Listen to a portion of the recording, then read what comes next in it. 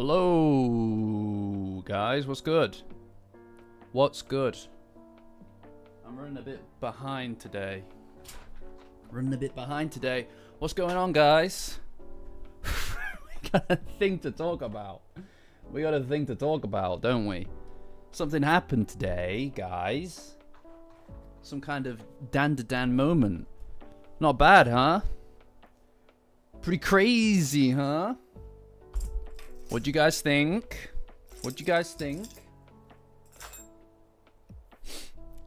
It's pretty good, Cubes. For real. It's pretty good, guys.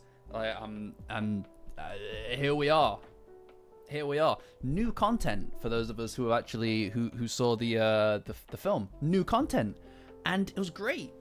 It was perfect. I mean, like I think that there are areas that you can look at and you can kind of like compare them against the manga, as some people have been doing on the Discord. By the way, guys, Patreon link in the description.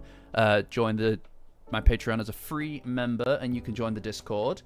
Best place on the internet for Dandadan, and it's the best place to experience every new episode and chapter, guys. It's really where you want to be for Dandadan. It was beautiful. It was a beautiful moment. It's one of those things where you've got to let yourself. You got to really let yourself feel it, you know? And it doesn't work unless you are really invested in what it is that you're seeing. I mean, I think it was, it's pretty great. It's pretty great. You know? Yeah, I mean, I guess it was Barty, but, like, also that's kind of part of the experience of watching it, isn't it? You know? If that's not your cup of tea, it's not your cup of tea, my dude. But you know, it's kind of, if that isn't working for you, then maybe now is a jump off point. Like, you know, I think it was pretty baller personally, and if you don't, I'm sorry to hear that. But it was pretty beautiful. Yeah, it was Mooney. You're quite right. Like, the animation was great.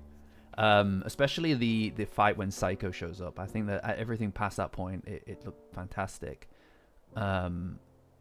It was great. I mean, it's really not just about the hug, is it? It's like, that is just a physical act, obviously, but it's not really about that. It's about the build up. It's about the build up and everything that leads up to it, and the notion that they could have died, right? Like, that could have been the end, is really at the heart of what it is to enjoy this show, really. I think is that those moments are just provided to us in such a way that it's hard not to get invested in what it is that you're seeing, you know? And that's what it is. Look, the end point, right? Like obviously we'll go through the whole episode, guys, but the end point, the you know, the hug moment is just an expression, the final kind of expression of a lot of build-up. You know, it's a climax to a lot of things that are happening inside of the characters' heads and between the characters.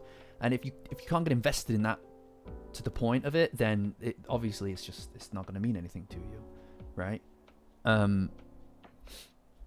But yeah, I mean, I don't think that anybody thought that Oakroom was really going to die there. But what really matters, and I think this is the thing when it comes to investing yourself in a story, especially in an anime. Like, let's be honest, in Dandadan, people don't really die, right? Like it's not the kind of series that just kills people off, obviously. But it's about getting invested in the characters' perception of the moment, right? It's the fact that Momo thinks that Okarun's died. Like, we've seen the trailers, we know that there's more. We know that there's more. Anybody who's seen a trailer can tell that there's more. It's about the fact that the characters obviously are in the middle of the story, and if you can't invest yourself in that moment or that mindset, then I don't know what the point in watching any media is, personally. But that's on me. That's my perspective on it. Yeah. It's pretty good stuff. Hi Eric, hi Manu, what's going on, everyone? Yeah, I mean, look, I mean, obviously, for everybody involved, the standout moment is the finale, right? Is that end point? Um, but I mean, obviously, it's not everybody's thing. But I assume if you're here, you're into it, right? But you've got to let yourself feel these things, right? Like if you don't go into it with the kind of expectation that you're going to get properly invested in it, I don't know what the point is, man. I don't know what the point is at that point, you know? But look, I thought it was wonderful, personally.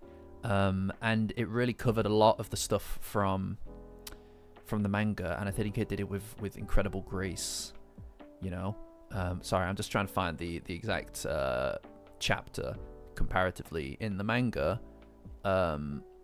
But yeah, I mean, I don't mean to rail on Barty specifically. I mean, I presume that he's also read the manga. If he's here, then you would think that would be the kind of like his bag. But anyway, I don't know. It doesn't really matter. What matters is that this Dandadan here is something to talk about. Yeah, I mean, look, exactly, Jellies. This episode did feel longer for sure, and I think it's partially because it's just so well, it's new, right? It's like new. I've obviously seen the film and stuff, so for me it was kind of retreading old ground a little bit. So it's nice to actually be seeing something that is brand new, right? From the anime side, and I don't know. I think that they did it with a lot of grace, to be honest. It did feel like the beginning half, the animation was a little choppier than the second half, but I can only presume that's because they're balancing out, what really matters versus what doesn't in the budget. But it's still even when the animation looks a bit choppy, it's still pretty stylized, right? Like, I don't know. I think it's just great. Yeah, thanks guys. Don't worry, I've got it. I've got it now. Yeah, I mean, look, anybody who is new here, guys, anybody who's new here, basically what we do with this kind of thing is we start just with a general kind of discussion. Then I'm just going to go loosely through the episode on my other screen so that I can kind of like comment on a bunch of stuff, right? Now, there are some things that we're not going to be able to properly, that I'm not going to be able to properly experience again through the other screen, so let's cover it now.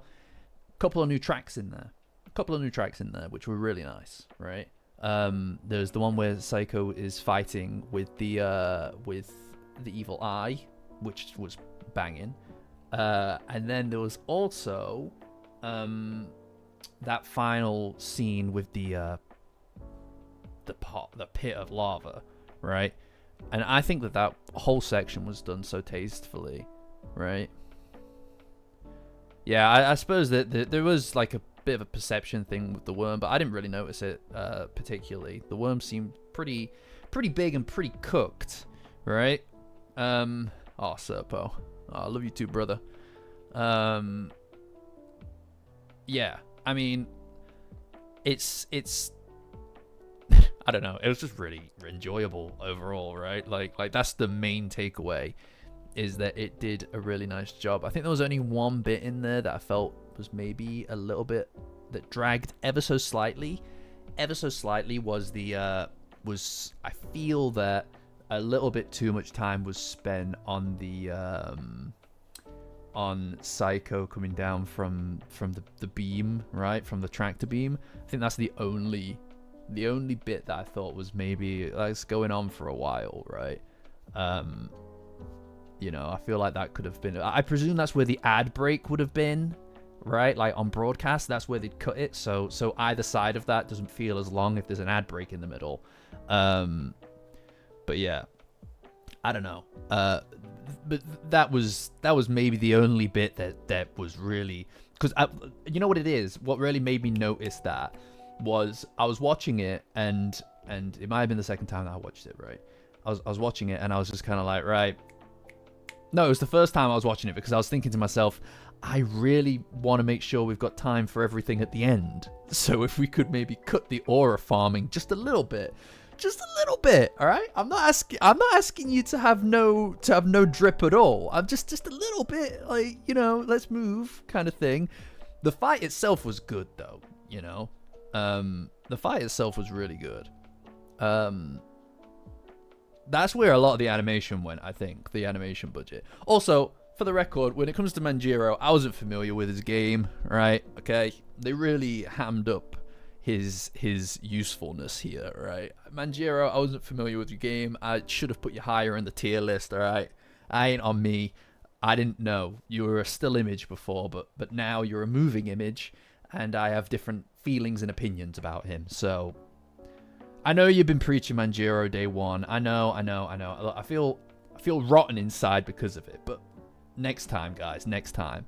Yeah, the evil eye just stood there for ages, wasn't he?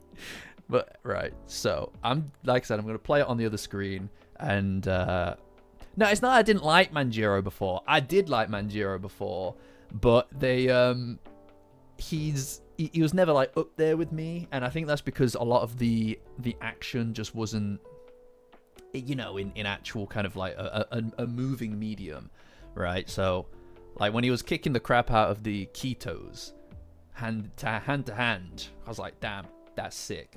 Bro, sick, right?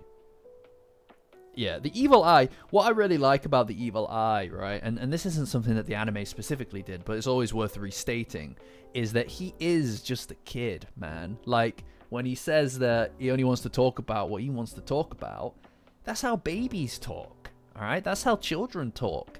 It's like, no, I want to talk about my favorite thing now and all the time. And it's like, you are a baby. You're a moron baby. And I like that, you know. I'm hungry is like, that's how children talk, essentially. And it makes sense that he would talk like that as well. It's pretty sick. It's pretty enjoyable, right? But yeah, I mean, like, you know, it's one of those things. I mean, we spoke about it. There's a lot of different things kicking around right now because it's like, we spoke about it and experienced it on the Discord, by the way, guys. Patreon link in the description. Join as a free member on my Patreon and you get access to the Discord. Also, update, I'm not running ads on the streams anymore. They're an interruption. The thing that sustains the stream and makes it worth doing is you guys, all right? The support that you guys all show me through Patreon, through donations on the stream, all of that good stuff, that's what keeps it going, right? So I appreciate that. So thank you. All right, just ahead of time to all the patrons, and I'll do the whole shout out thing later, but just ahead of time, just to kind of let you guys know, there's no ads, right? And it's thanks to you guys, really. Like, it just makes more sense to do it this way, I suspect, right? Anyway, that's just something I wanted to get out there, all right? So hopefully no interruptions for any of you. No more jump scares. No more jump scares, guys. No more. Yeah, the idea that he's being locked up again is really sad, you know. He's just got a lot of hate inside of him. And it's not really his fault, you know. Like hate is it's a cyclical thing, right? Thank you, Blissy. All right, for the record, guys, I wasn't trying to rinse memberships or anything out of anyone with that. I wasn't trying to rinse ships out of anyone. All right, now it looks like I was. I wasn't. I swear down. But thank you, Blissy. That should, yeah. It looks like that's what I was doing. On my membership, on my tier list, my top fans list, you would have shot to number 1, but for some reason it doesn't count on here because it's a membership. So fuck if I know. But anyway, guys, yeah. Yeah, well, that's it. Like, I remember seeing as well, someone online said that the reason that that hot liquid hides away the evil eye is because of the fact that he was obviously burned alive and is the heat from that liquid. that reminds him of that kind of thing. I think we're past spoilers at this time, old toaster, my dude. I think we're past it. I mean, anyone who's here is like, maybe they're an anime only, but I'm not going to be not talking about loose spoilers, right? Like spoilers that are basically in the next arc, you know? But honestly, great episode. So even the beginning is quite nice. It's all right, toaster, no worries. Even the beginning was really nice because I feel like the way that they kind of like actually introduced a proper evacuation element to it really lends weight to the fact that yes, people do fucking live here, right? And they're being forced out of their homes. You know, the Kitos are such a fascinating enemy in Dandadan, because obviously it's like they're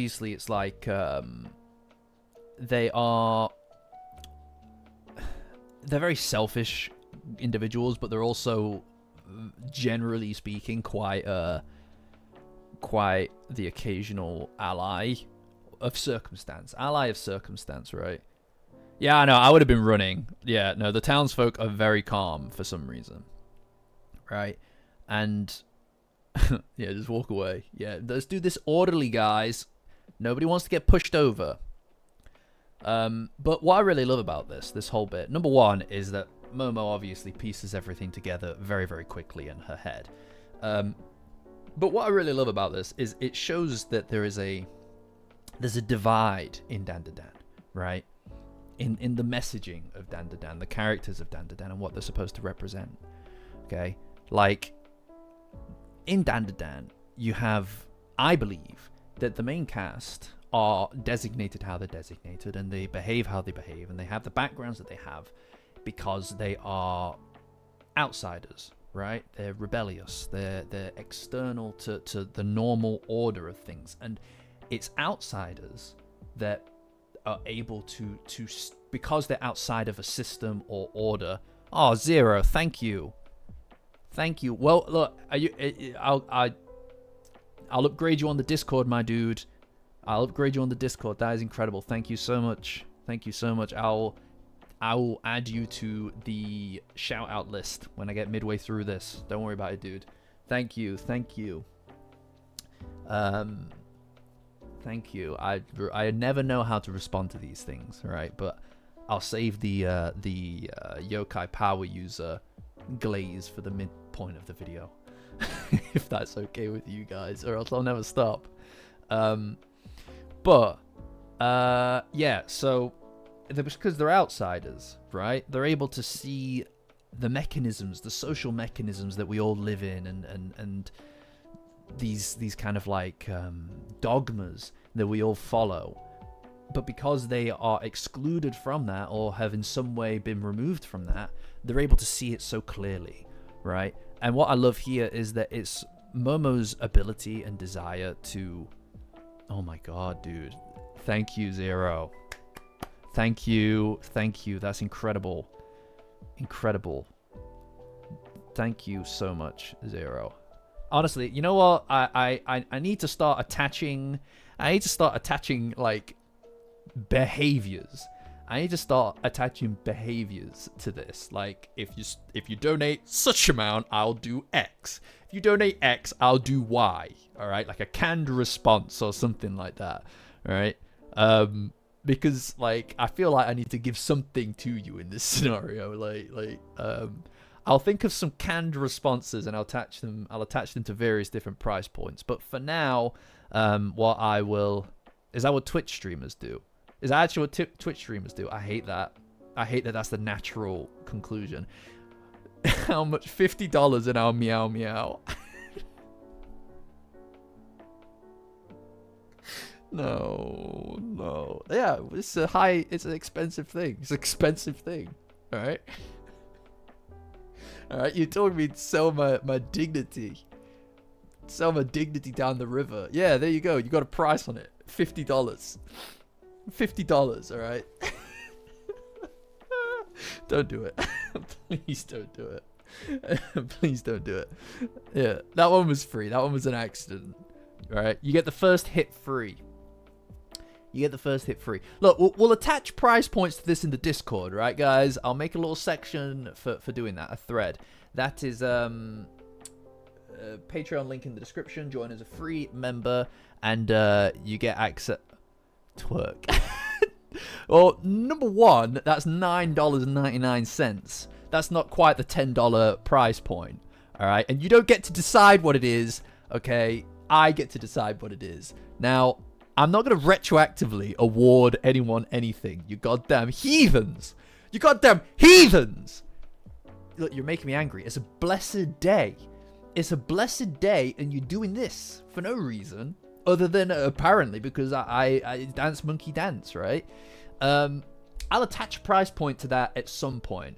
For now, I'll just say that, guys, look, you know, the stream, we don't run ads on it anymore, okay? And it's because of people like you, like Serpo, like Zero, like Blissy. Fuck off.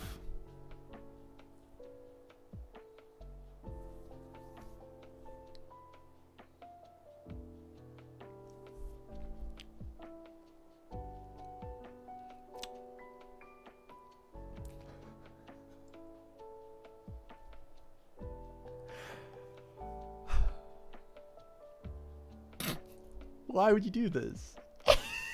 I made my bed with this. Meow, meow.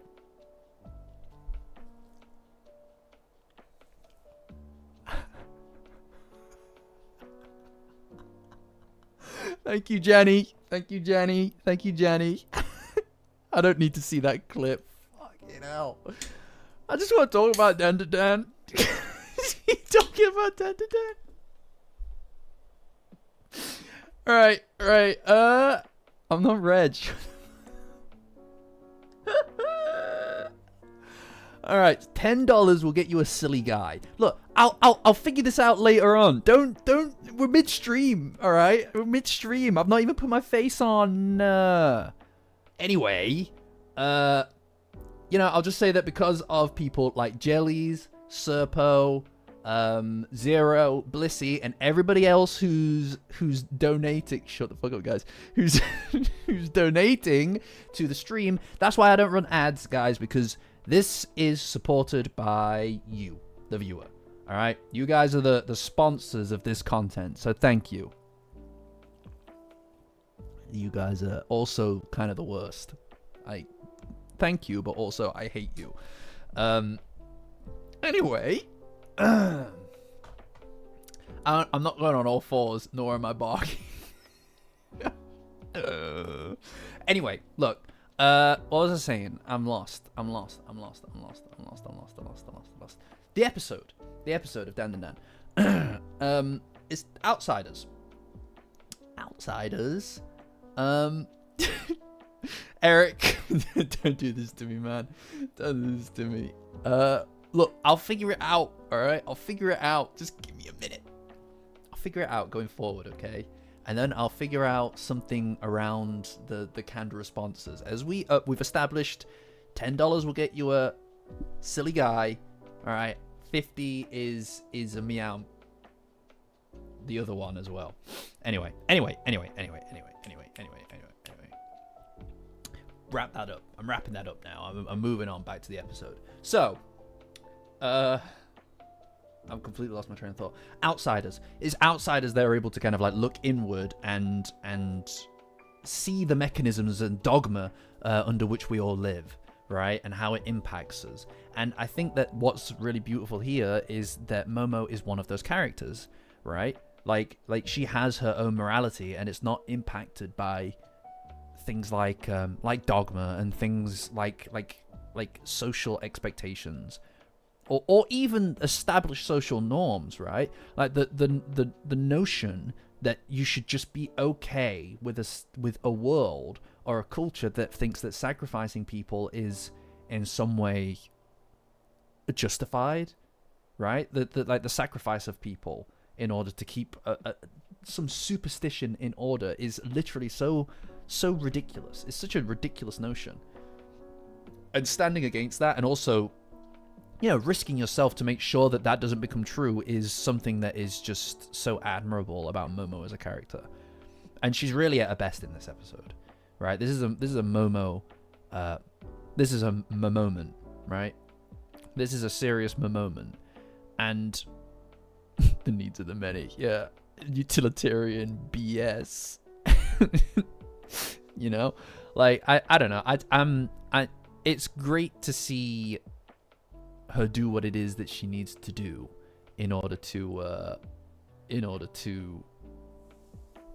fix things, to prove that they're wrong, right? Because it's ludicrous, and the fact that anybody goes along with it is also ludicrous. There's also a really cool bit here, like one of the things that I really like about the animation is that despite the fact that it's kind of like weirdly blobby in a way, just because there's obviously like you know, they've saved a lot of the budget and stuff for later on, right? In fact, I'll just show you this bit. All right, I'm sure that I can't. Of course I can't. There's a fucking thing in the way, a block. But you know when she's running away from the Ketos and she turns a corner, right? When she's on her way to the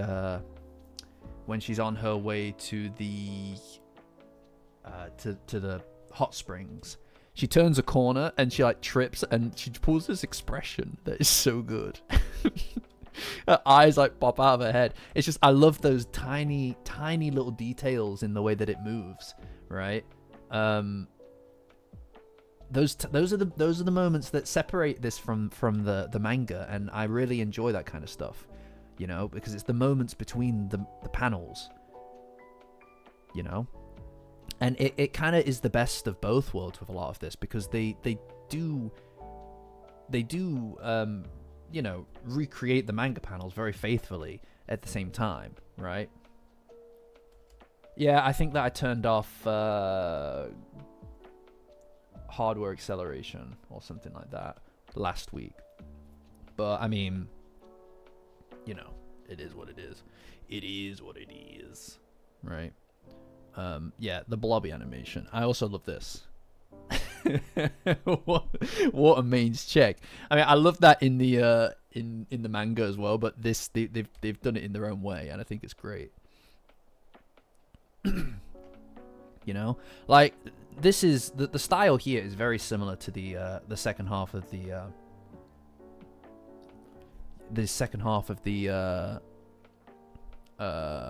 OP. You know, like it's got that same kind of motion to it.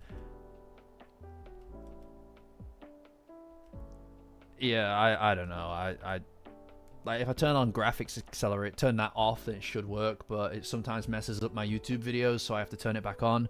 It's a pain. It's fine. Like, I mean, you guys can also put on the episode if you like. You know, the same model for Taru in episode 11.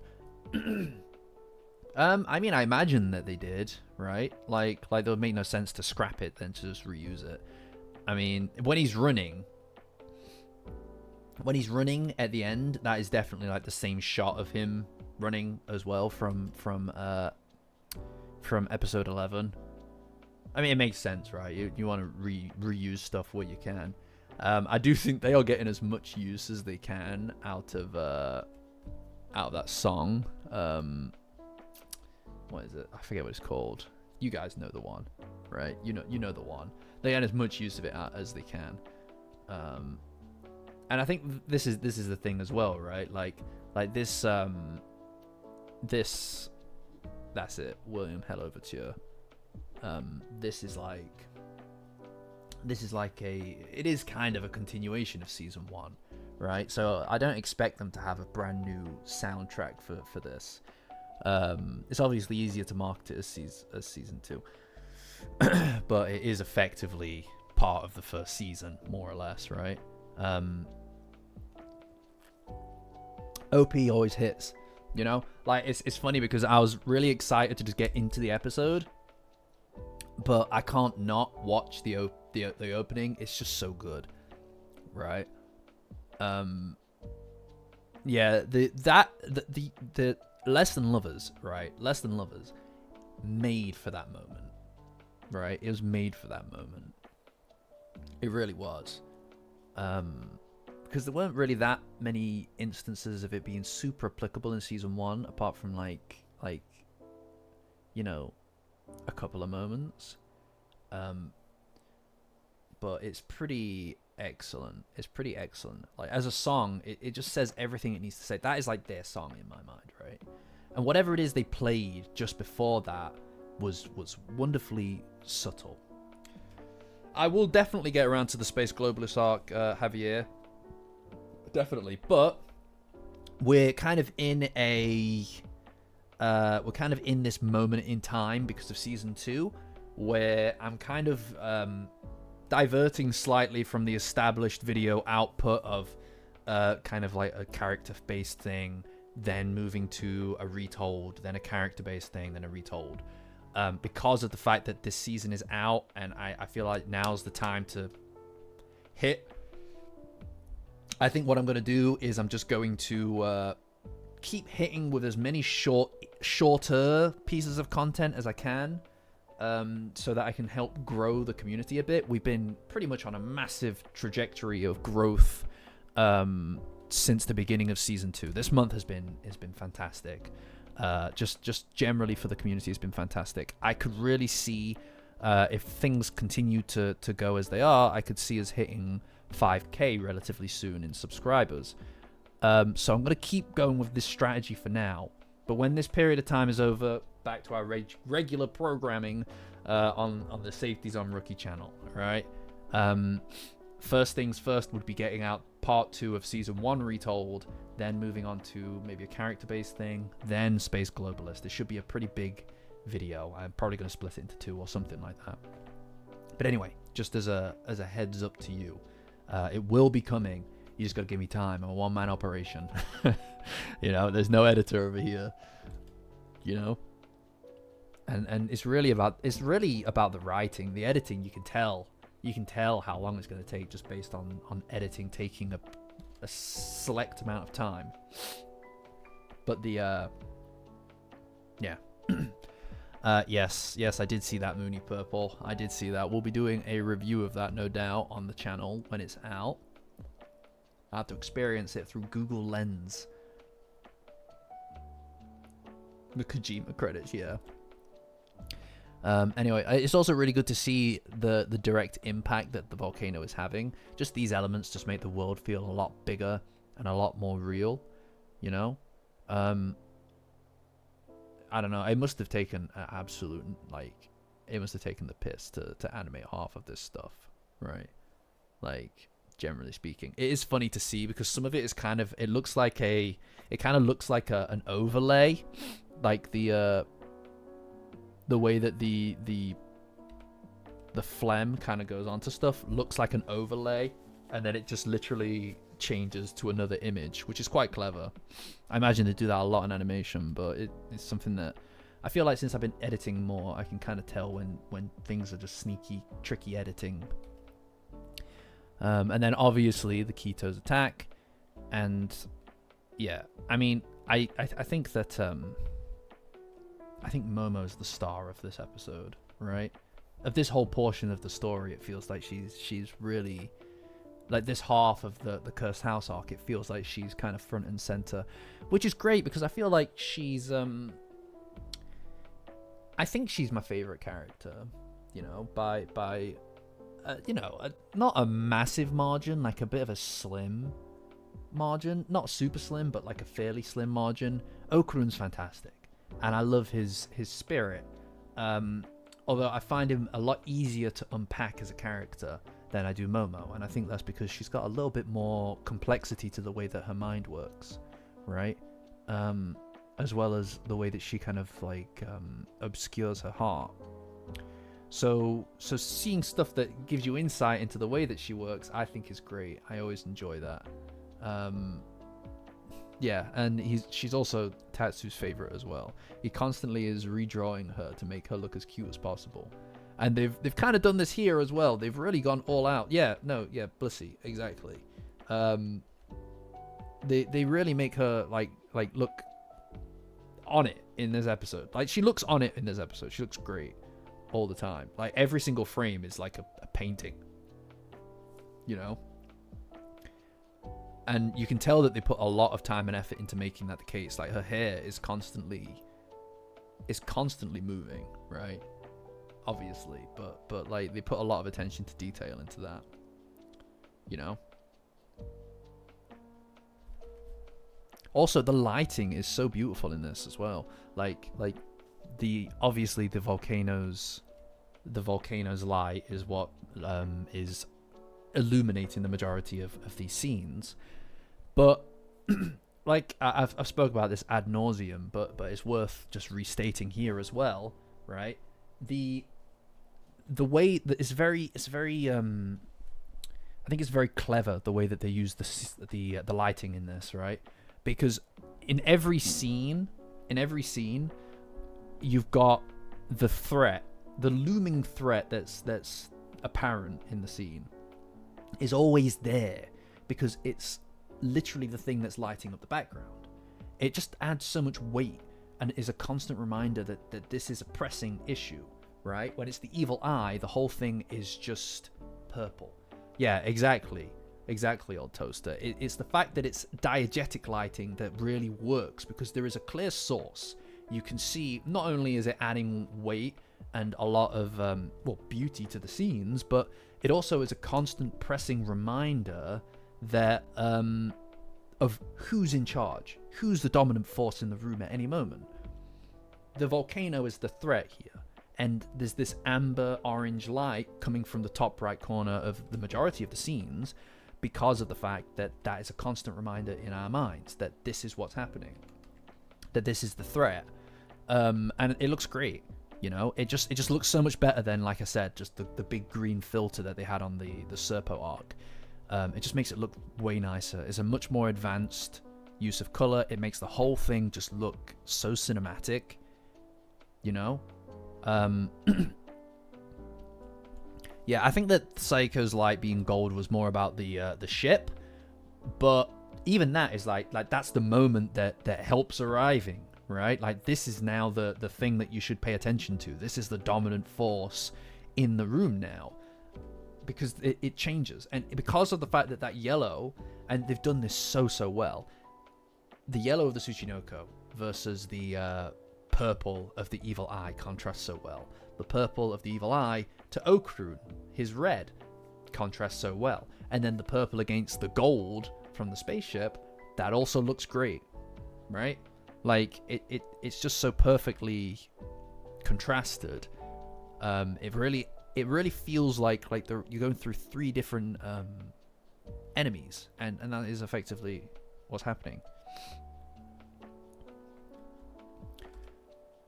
You know, it looks great. And then the evil eye showing up is like, and there's another thing as well. There's another thing that's worth discussing, is the evil eye is a threat.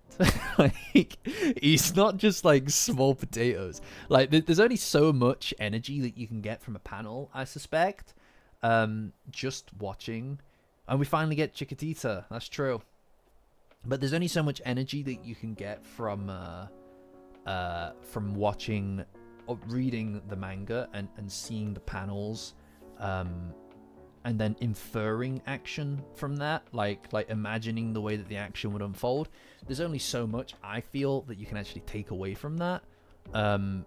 So being able to watch it in front of you, it really makes you aware of the fact that this guy is serious business, right? Like these guys are not winning this fight against him. In fact, he's clearing house during the majority of it. That's right, Eric. Thanks for joining, dude. Hope you feel good. You know? Yeah, no, you're quite right. It's been a minute in the manga since the evil eye has been the threat, right? But he's just, like, moving. You know? And it just goes to show, yeah, exactly, how Gigi is the perfect vessel. And the fact that he's constantly using his legs to fight, it also highlights the fact that he's really into football, right? Not soccer. That's football, all right? I won't be hearing any more of it. I won't be satisfied until all of you are saying that. But then, one thing that I didn't really get, I don't know, footer. Yeah, footer. one thing that I didn't really get, I don't know if this is a thing in the Netflix one or whether it was just because I was watching it on Crunchyroll. When Momo's talking, pleading with the evil eye to stop, she says, if you keep going, you'll die. And then she says that, I don't want Gigi to be a murderer. I'm pretty sure in the manga, she says something to the effect of, if you keep going, you'll kill someone. Like, you'll kill somebody. And she doesn't want Gigi to be a murderer. Right? Like, I feel like this is a mistranslation here, because that doesn't make much sense. I don't know if you guys got that on Netflix or whatever. Yeah, no, the Crunchyroll one, it says, if you keep going, you'll die, and I don't want Gigi to become a murderer. It's like, that doesn't make sense. I'm pretty sure I'm pretty sure she said that if you keep going, you'll kill somebody, right? And that she doesn't want Gigi to be a murderer. But anyway, small error, right? And for me, it was immediately like, okay, that's they'll die. Yeah. Oh, they'll die. Okay, that makes more sense.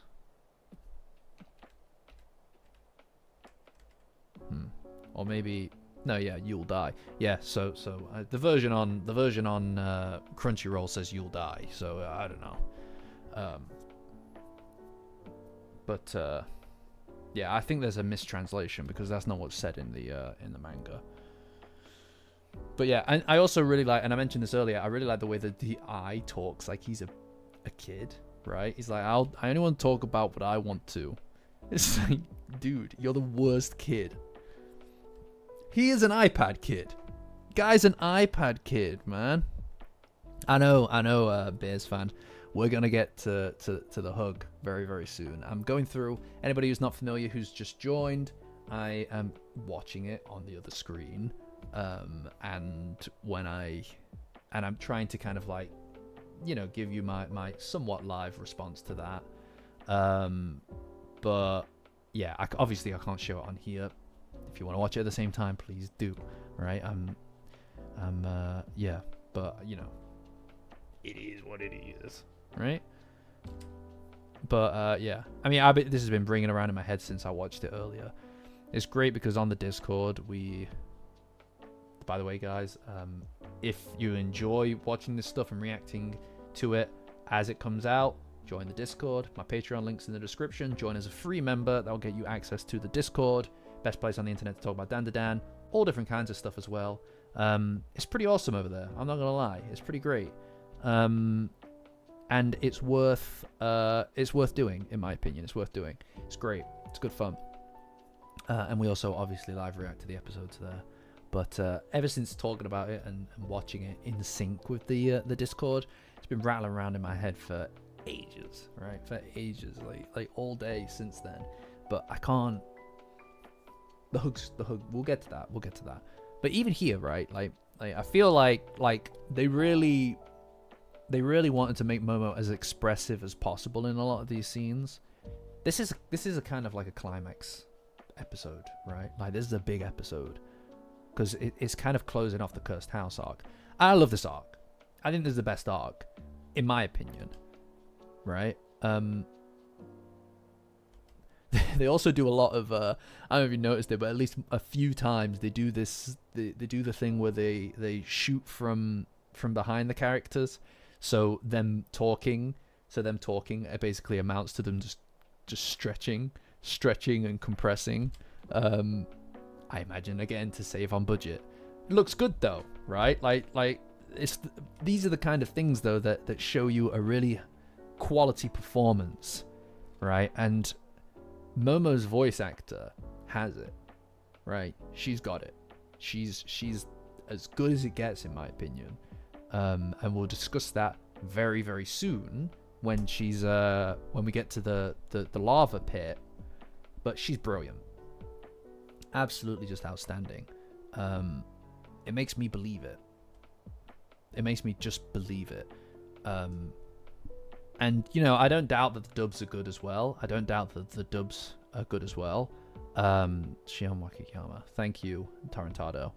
Honestly, I'd be lost without the chat. Guys. Thanks, appreciate you.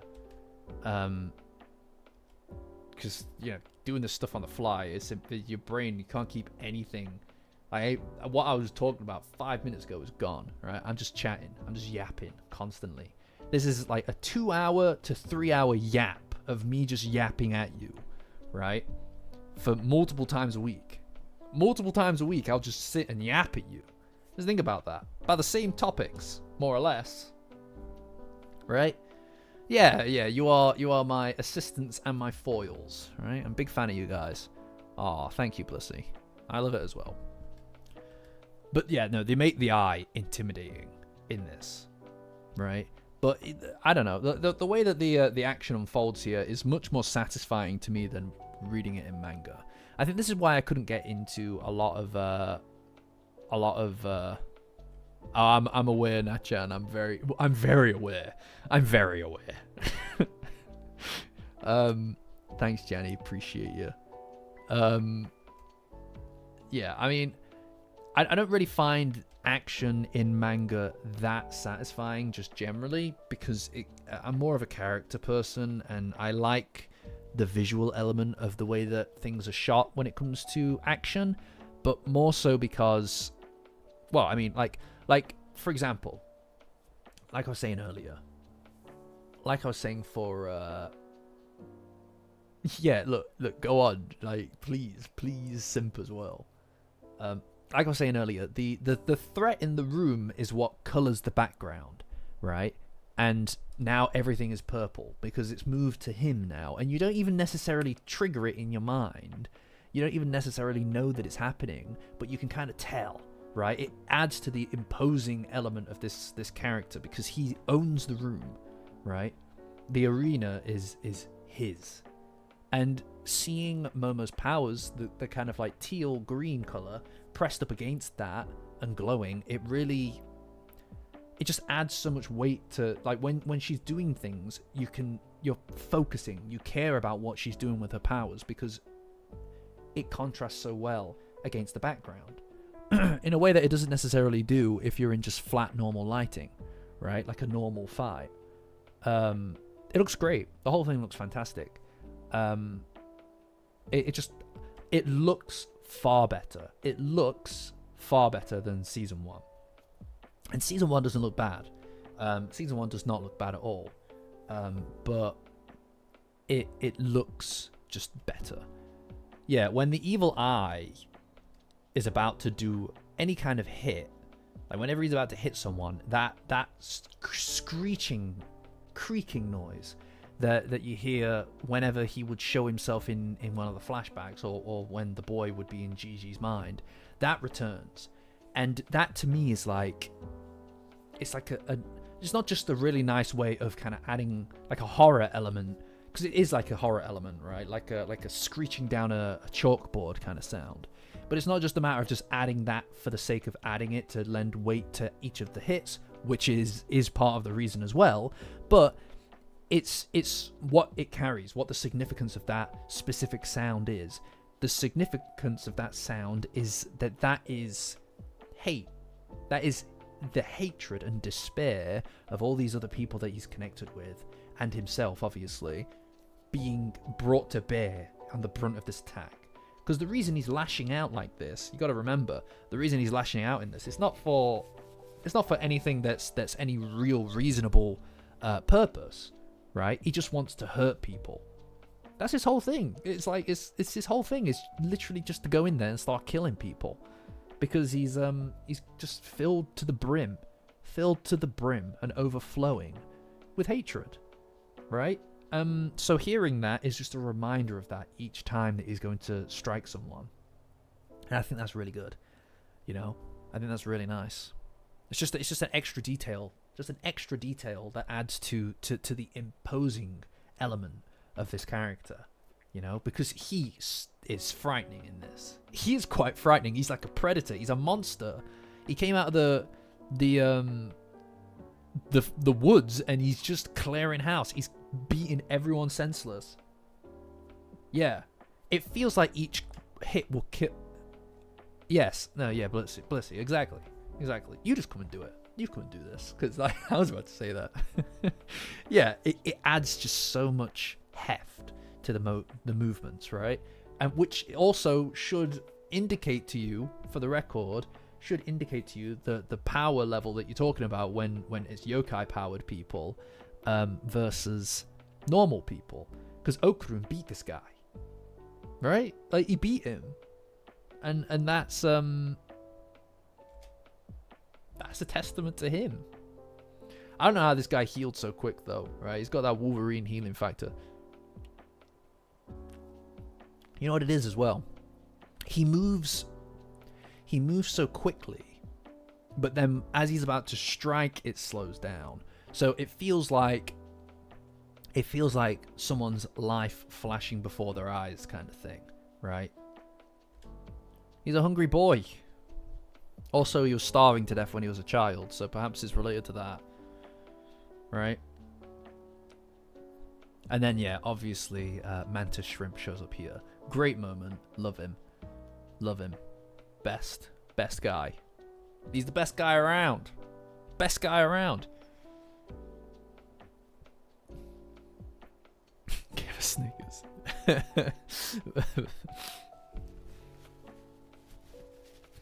Yeah, I don't know how Psycho managed it, to be honest. This is such a great moment as well. I love this. It's like everybody's just coming to show up. I love it. You know, like you can see the light on me right now. You know where we are, right? It's such a great moment. You know, and like I said, now the color that's cut through the scene is that golden light, right? Because the tide has shifted back in their favor, and now this is the most imposing threat in the room, right? And I really like this moment too, because Psycho is kind of like outside of like the majority of the very good toast. I like that. No, yeah, it is very good. I number one, Chiquitita, cute little guy. He's a cute little guy, like you just pointed out. He's a cute little guy. But what I really like about this moment is that it shows the degree, like almost the valley of difference between the power of the kids at the moment versus someone like Psycho, who's been at this for a very long time, right? She's and a song. That's true. Oh look, Jelly's number one. It's incredible. All it took was my dignity being removed and $50. Whatever's left of my dignity. But yeah, no, it just shows the difference, I suppose, with her not power level, but her experience. Like he doesn't even hit her once, right? This fight is so good. She absolutely is just like so locked in. That is like permanent. That I'm never going to escape that clip, am I? I'm going to delete the clip. I'm just joking. You paid for the clip. No. It's fine. I'm fine. Anyway. Yeah, she's like, she moves, right? Like, she absolutely moves. She embarrasses him. Really. Right? I love the cigarette move. Oh, it's so good. It's like almost a disrespect.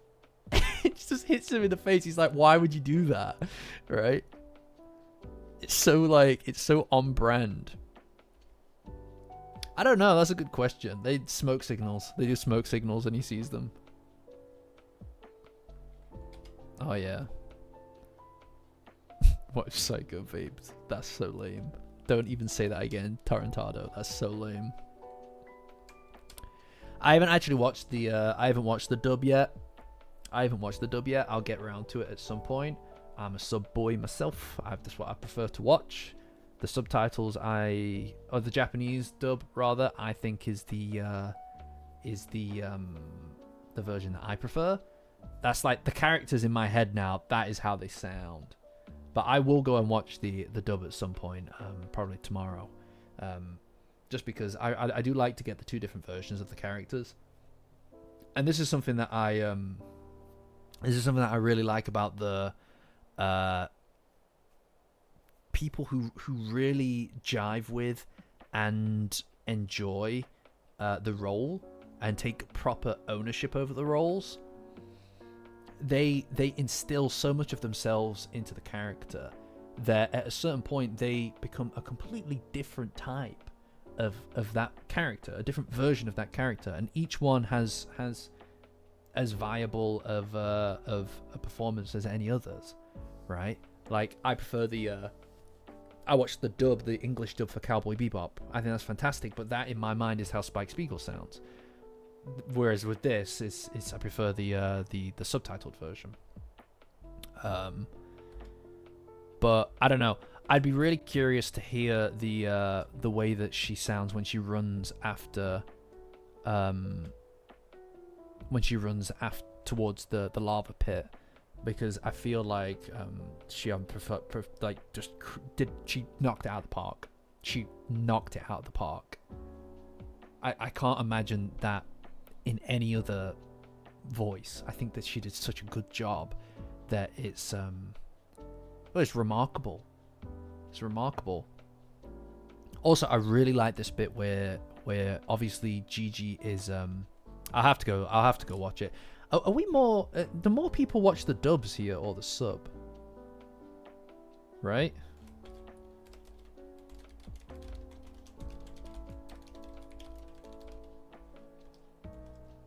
Hold on, I'm gonna just thingy.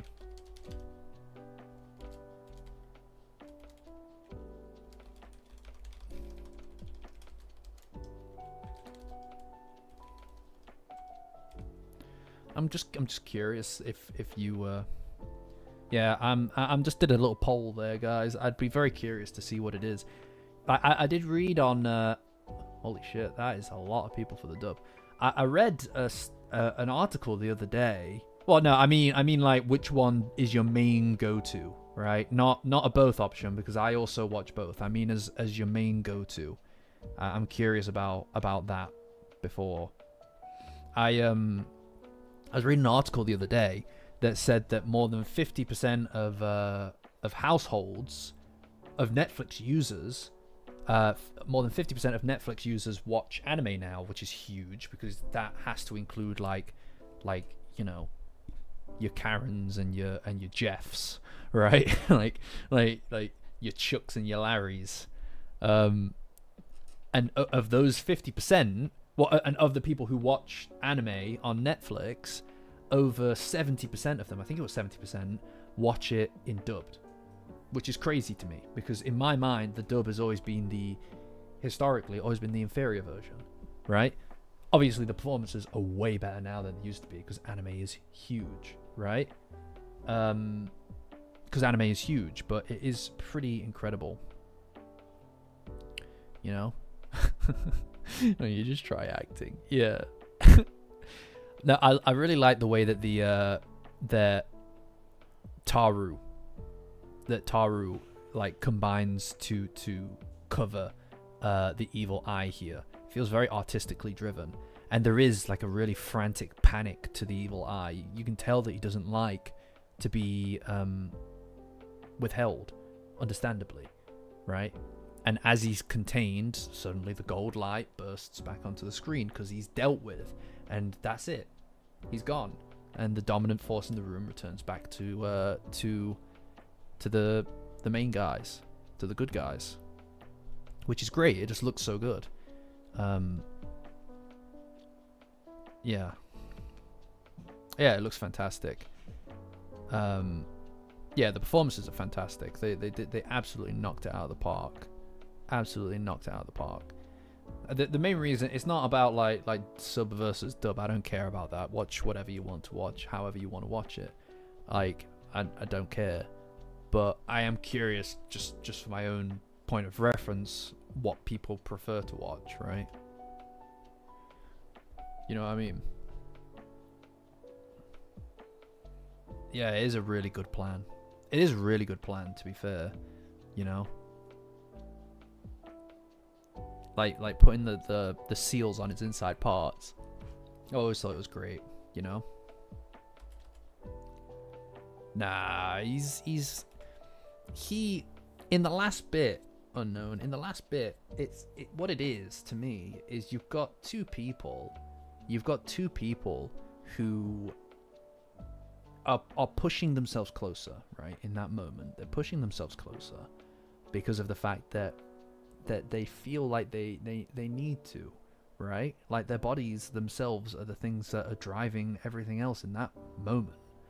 But that doesn't mean that they are over their presuppositions about themselves or their insecurities. Obviously, Momo hides her face and hides her tears, but it's like the reason that she does that is because despite the fact that she is hugging him, it's she's still not wanting to fully express the degree to what that means. She's holding parts of herself back, as she is doing right now, still, even now in the manga. Whereas Okurun is less about holding back. It's less about holding back because we know that he isn't anymore, and we know that he hasn't since the end of the first season. What it is he just doesn't know what to do. He's too awkward as a guy, despite the fact that this is what he wants. He just doesn't know how to go about it, which is why it took so long for him to be able to do to say anything, to really express himself, because he doesn't know how, right? It's not necessarily about not having it in him to do it, right? It's just about not knowing how to do it, if that makes sense. And I don't know, I really like that about the ending, to be honest. You know? I didn't hear that in the Spanish dub. I'll need to go check it. He did, exactly. Yeah, exactly. It's easy to remember that was a long way away. Like it's a lot for him. Like do you know what I mean? And then obviously there's Psycho here that's telling off Manjiro, you know. But it's a very I don't know, it's a very emotionally driven, emotionally charged scene. And this is one of those things where it's like, you don't... I personally think that it's hard to sit and compare the anime to the manga in any one-to-one way, right? I think that there are things that either one's going to do better. Either one. I love that, by the way, really quick.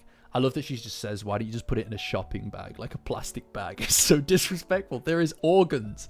What the hell? I don't know what he needs them for, but like, you know, it's nice to have them. No, I think that the manga stuff, right? I think that the manga stuff is the manga and the anime perform better in different ways, right? In my estimation, anyway. The manga, in my opinion, does still frames like no one else. Nothing else is even close to doing it as good as the manga. The still frames in the manga are beautiful, right? They're awe-inspiring. But the anime, I think, does action better, and it does it has a lot more potential to kind of drive up to these moments, right?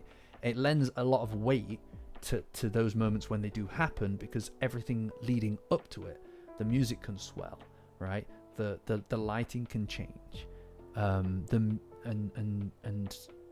the voices provide such an emotional element to it. When Momo's running right now in the manga, when she's running to find Okurun, obviously there's only so much that you can do with that in manga format. You can have her remembering flashbacks or thinking about or saying or thinking words, phrases, whatever, right? You can do that, obviously, but the sound of her breath, the frantic sound of her breath as she runs, she's exhausted and tired.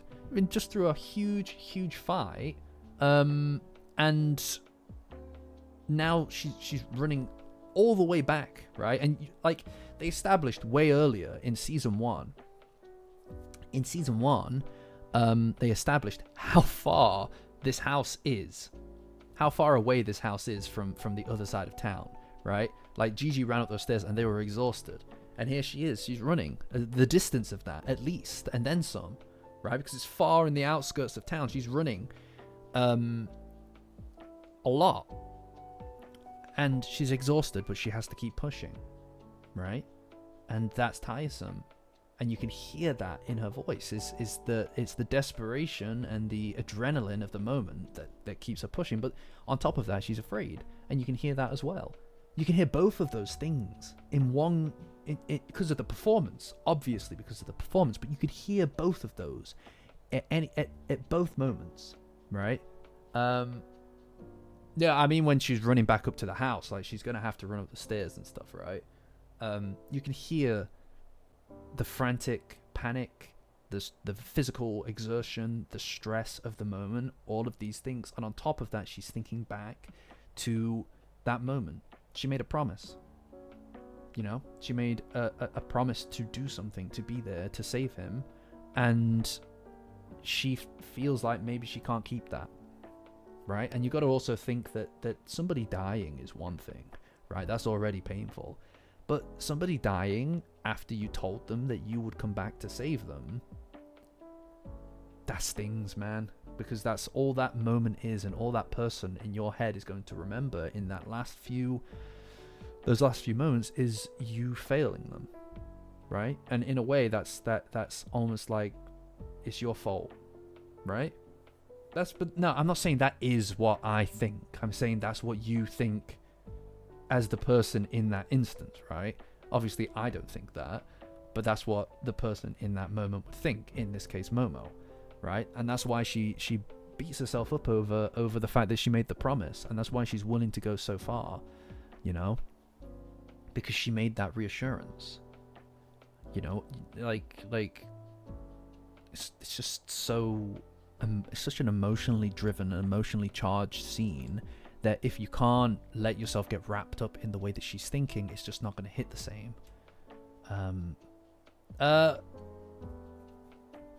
No, I don't think. Oh, maybe. Yeah. No, Yeah, I think that the final battle of season 2 will be the Kaiju arc one. I think. I'm trying not to get too in the weeds about the thingies right now. I'm just gonna get through this episode. You know, yeah. I mean, this is an incredibly intense moment. Like for me, this is the peak of. This is the highest stakes moment that they've been in so far in the show, right? That's what the Cursed House arc is like. Things that have stepped up here.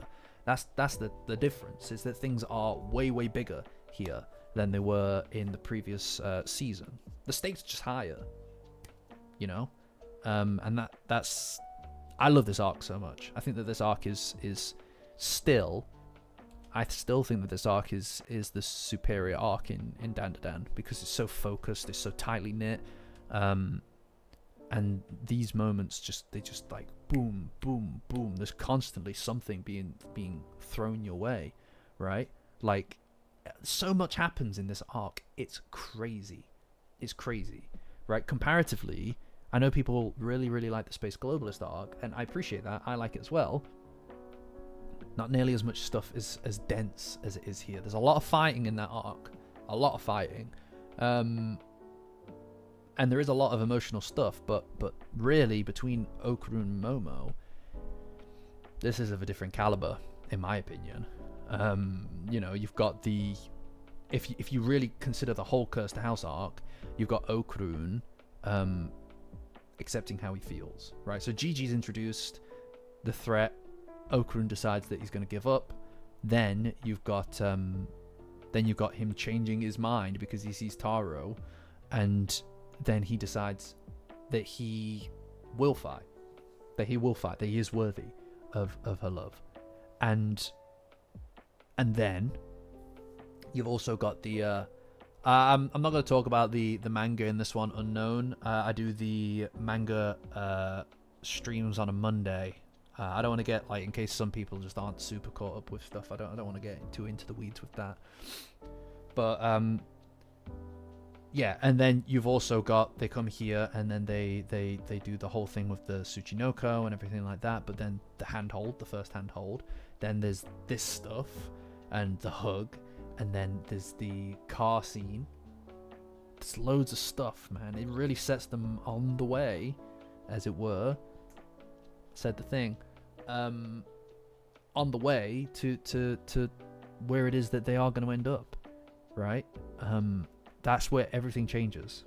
This arc is where everything changes, and everybody gets it, because it stops them from pretending that it's not there, you know, and it forces them to acknowledge the fact that they do feel how they feel, kind of thing, right? Like, and thematically it all just ties in together, right? Like Okurun versus Gigi. Okurun versus Gigi is something that is literally reverberated in Gigi, but the evil eye versus Okurun, right? His exercise routine becomes part of it. That's how he defeats him, right? And the football stuff, Okurun and Gigi with the little football match, that is literally what it becomes later on. That's effectively what their fight is. I just think that it's so tightly woven and designed that that it's hard to, in my opinion, it's hard to compete with that with the Space Globalist arc, despite the fact that it's great, despite the fact that it is really, really good, because so much of it is just fighting, right? I really like the Evil Eye arc as well. There's a lot of really, really good stuff in there as well. I don't think it's quite of this caliber. I like that Ida is there as well. Yeah, I like the Evil Eye arc a lot. It's one of my favorites. I just don't think that it's quite this one, right? Although I do miss Ida. I do miss Ida. Like, she's a great character. She's a great character, especially recently. But yeah, like, oh, it just looks so good, right? When she gets to the lava, when she gets to the lava hole here, and she just, you can tell that she's been running for a long time, because she just like basically collapses in front of it, right? It's not like a sitting down kind of thing. She collapses. She's still getting her army for Ragnarok. She keeps changing her mind about which religion she follows, by the way. Yeah, no. I mean, season 2 will end on a cliffhanger of some description. It has to. There's not really anywhere that you can fit it without it ending on a cliffhanger. It'll probably end on Gigi getting into the suit, and then we see the Kerr. Because that gives you a little bit of time to not. It gives the anime onlys a little bit of time to not hate Vamola. Because you need to get a little bit of something from her that shows she isn't just a piece of crap, right? Yeah, but she when she collapses in front of the lava, and it just radiates this really intimidating orange glow as she just looks. There is like such absence in the audio. It's just the bubbling of the lava and just this sigh. You know, just a sigh of despair. You know?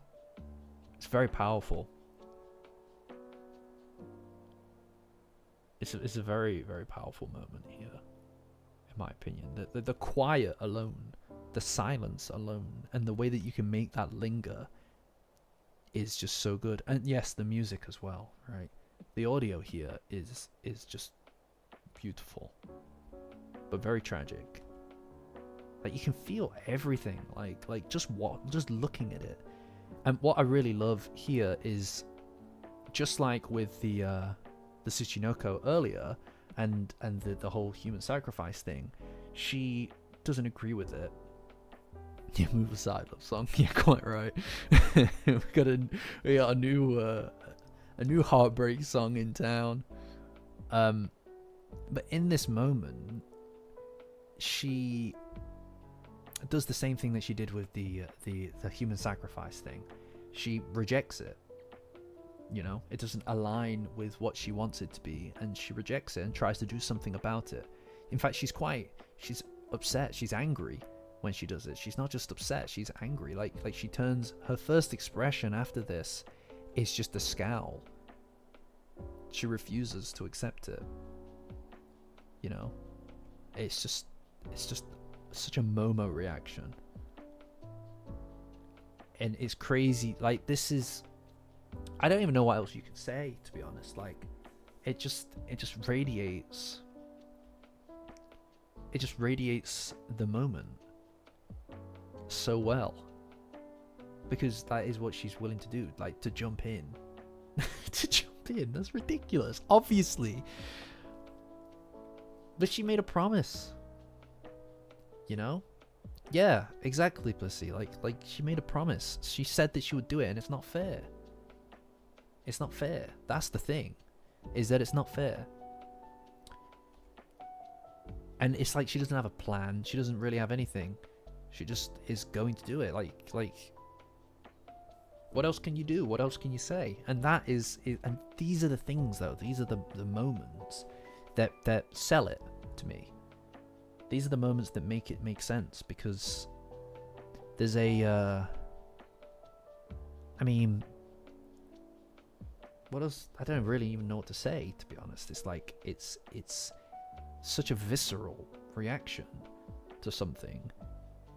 I mean, I'm gonna be honest. You don't even think about the fact Turbo Granny's down there, right? Nope. Nobody thinks about the fact Turbo Granny's down there. It's just the two of them. You know, and it's very sad. It's very sad. And yeah, I mean, she's effectively ready to yeah, I suppose that's true. I don't know what happens to her soul if the vessel dies, and she's just ready to do it. I don't know, it's just great. You can really feel just all of the desperation of the moment. It's so good. Like, I don't know. You can't ask for a better. You can't ask for a better revelation for them, right? There is nothing else. You couldn't have done something better than this, right? And there's also something, I think, to be... There is something to be said. There is something to be said, I think, for the fact that when she opens up the shell here, when she opens up the shell here, it's kind of a reflection, an inversion of when Gigi pushes open those two doors to find the evil eye, right? To save the evil eye, the boy that the evil eye was. And it's in the same space, and it's a double hand action thing, but the difference is that he's there and he's alive. You know, it's the difference between, I don't know, it shows that hope isn't hopeless, right? And I think that's a very pretty sentiment. I may have already written and recorded a video about this. I may have already done that earlier today. I need to listen to it back.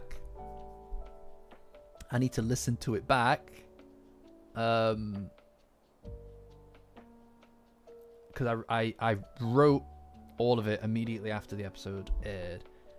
I wrote it, and then, so within an hour I'd written something. It's only like, I want to say 10 minutes maybe, and then I just decided, fuck it, I'll record it. So I recorded it. I'll listen to it back tomorrow at work. If it sounds like the ramblings of a madman, I've got something else that I'm working on. But if it doesn't sound like crazy nightmare fuel, and it actually sounds good, I'll just get that edited over Saturday and just post it Sunday, that would mean that the video I've been working on so far would get pushed back, but it actually would not. That would kind of work in a way. Leave it with me, guys. Leave it with me, all right? It looks like I don't have a plan. I kind of don't have a plan, but I've got ideas, you know? Like, I'm inspired right now, and I'm trying I'm trying to stay inspired and stuff like this. This is, like, to me... Look, guys, if I can salvage whatever it is I wrote earlier into an actual video, that would mean 2 videos across 2 weeks. All right, that means you get double as much content. That's if I can actually salvage it into a piece of content, but we'll see. I think that we can. I think that I can. Yeah, I mean, like, yeah, when one of the episodes is hitting with me, then I'm gonna make stuff for it. But if I listen back to it tomorrow and it doesn't sound like it could work, it sounds like it's kind of like I'm just gonna leave that, maybe fold it into something else in the future, then I'll just pop it to the side, because I have a couple of different plans as well for other stuff, but I need to have a little think about it, because it could be that I need to re-edit it and then do it again tomorrow. We'll see. I'll keep you updated in the Discord. By the way, anybody who's not in the Discord is the best place to stay updated with what we're doing on the channel and anything Dandadan related. So Patreon link in the description. Join as a free member on my Patreon, and it will get you access to the Discord. It's really as simple as that. It's great over there. Everybody's fantastic, and I'll tell you what, it's the best place to stay up to date with Dandadan. And we have pretty amazing conversations over there, if I'm honest. So, yeah, head on over. Anyway, so she just kind of dives straight into it, right? She doesn't even know if it's hot or not, right? And it's beautiful. It's a beautiful moment. And he's alive, and he's hugging Turbo Granny. I think that's so cute, by the way. Because in her last moment, she was like, I guess I'm hugging this guy. I guess I want comfort in my last few minutes. Yeah, we're kind of in the middle of a cowboy arc over there, but don't worry about it, guys. Don't worry about it, guys. You know? Oh, yeah. If it doesn't turn into a video, maybe I'll pop it on Patreon. Who knows? But I think I might be able to salvage it. I love this whole bit because his first reaction is to just... It's something so good here, right? Something so good here is that the way that he responds the minute that he sees her. It's like he already knows, right? It's like he's already aware of what it is that she was thinking, all the doubts and the insecurities about what more she could have done, and the fact that she could have failed him. He immediately answers back to that, right, with telling her that that's not true, that he did believe in her and he knew that she would. Like, he didn't like throw away her promise to the wind when things looked bleak. He held on to that until the last second, you know? And that's who he is, you know? Like, that's who he is. Like this is a character that to him, you know, everything of value in his life, of value in his life has come through this conduit, right? Like that conduit, that character.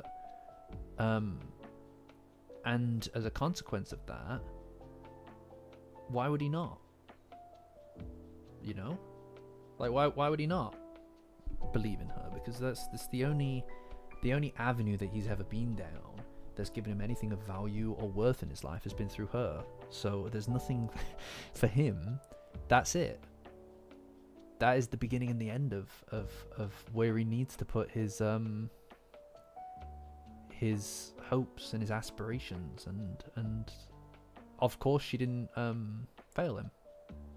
You know, it's a beautiful thing. And the fact that he says this is like everything that she needed to hear. You know? Also, like, it's just so, like, the way that they've done the actual character drawing here, it just looks so fantastic. You know what I mean? It just looks so fantastic. Everything about the expressions, it says everything that you need to see in the moment. No, it'll take a bit more than this for me to cry on stream. Nice try, though. Nice try. I also love here, right, when Turbo Granny's jumping around. You can hear her bell. You can hear her bell jingling. Such a good little detail, right? In fact, I love this shot actually of Momo when yeah, you can hear her bell. I blink twice. I blink a lot. Look, I do it all the time. Yeah, you can hear her bell jingling around as she runs off. That's such a great attention to detail. Honestly though, this shot here, I love it just generally. I think that they did such, I don't know what it is. I don't know who worked on this episode, but the characters look excellent. They just look so good. They put so much attention into it. Momo here looks amazing, and I don't know why, right?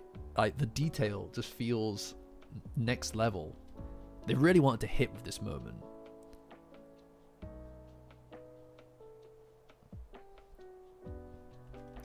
And just the kind of like the actions of the characters, I think is so good. You know? Well, yeah, that's true, Jenny. Obviously, that's true. I'm obviously going to agree with that. Quite a moment, yes. Excuse me. I think I just burped. It's because of the carbonated beverages.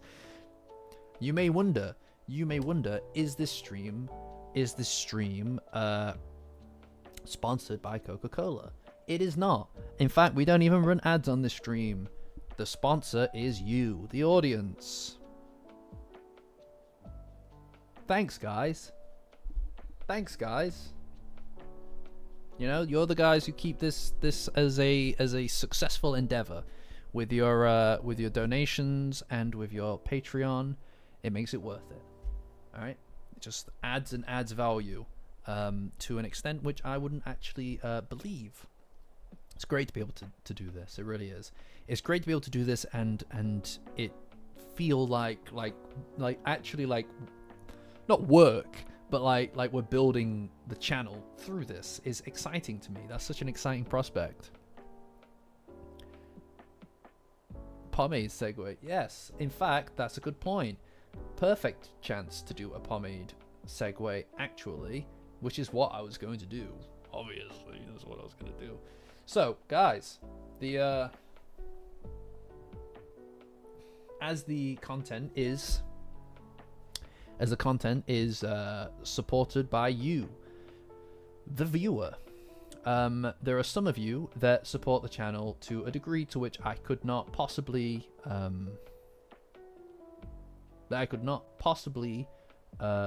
expect, and it means a lot to me to see it, because it's, look, I mean, do it in a cowboy voice. I'm not doing it in a cowboy voice. I try to be as sincere as possible with this stuff, guys. All right, okay. All right, I'm gonna do a cowboy voice to do the do it in a cowboy voice. All right, fine. I'll do it in a fucking cowboy voice. All right. I wanna thank those of you for supporting the channel. So here we go.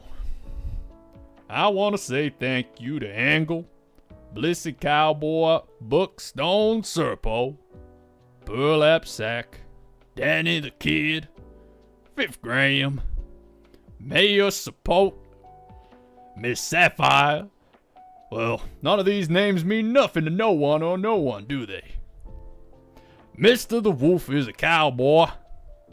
Oh, Hoops McGrady. Oops McGrady, Orbis Yee-Ho, Yee-Ho, Jealous, and Tim Kai. And then also our newest friend, Zero. Yeah, there's a lot of chat. I know. It's because of y'all that we can continue doing what we're doing on this channel. On this little old posse we call a channel. Yee-ho!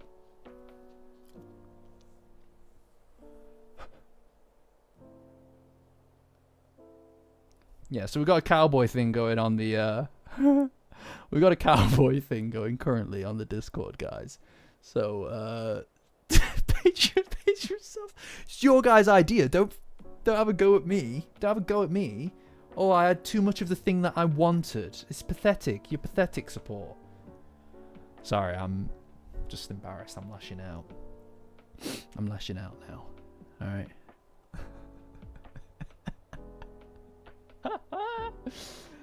Yeah, there you go. I think I know what can be on the $20 tier. Cowboy voice. No, I'm over it, Ben. I'm over it, man. You know, I'm at the point now where it's like I just assume that I'm just gonna make an ass of myself every time I turn on that camera. So screw it. Let's go. As long as you enjoyed it, guys, that's the main thing. Oh my god, I'm just looking at the chat now. Oh my god. I'm gonna be seeing that for the rest of my life. It's funny how you can make decisions like that. Anyway, guys, point is, those are the people that are supporting the channel to such a degree that that I couldn't envision it. I couldn't envision it, so thank you. All right. Anyway, yes, so hopefully you've enjoyed so far there not being any ad breaks. I hope that's provided a much less interrupted experience for you. Because, yeah, that's me. Deadeye, Rookie Red.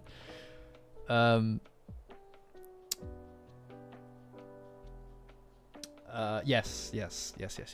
Anyway, so, he climbs on out. It's very sweet. Like, but I also really like that they're both kind of like obsessed with their obligations to each other, you know. Look, guys, I'm of the mind that we only have a set number of these of the anime streams in us. We only have a set number of them, so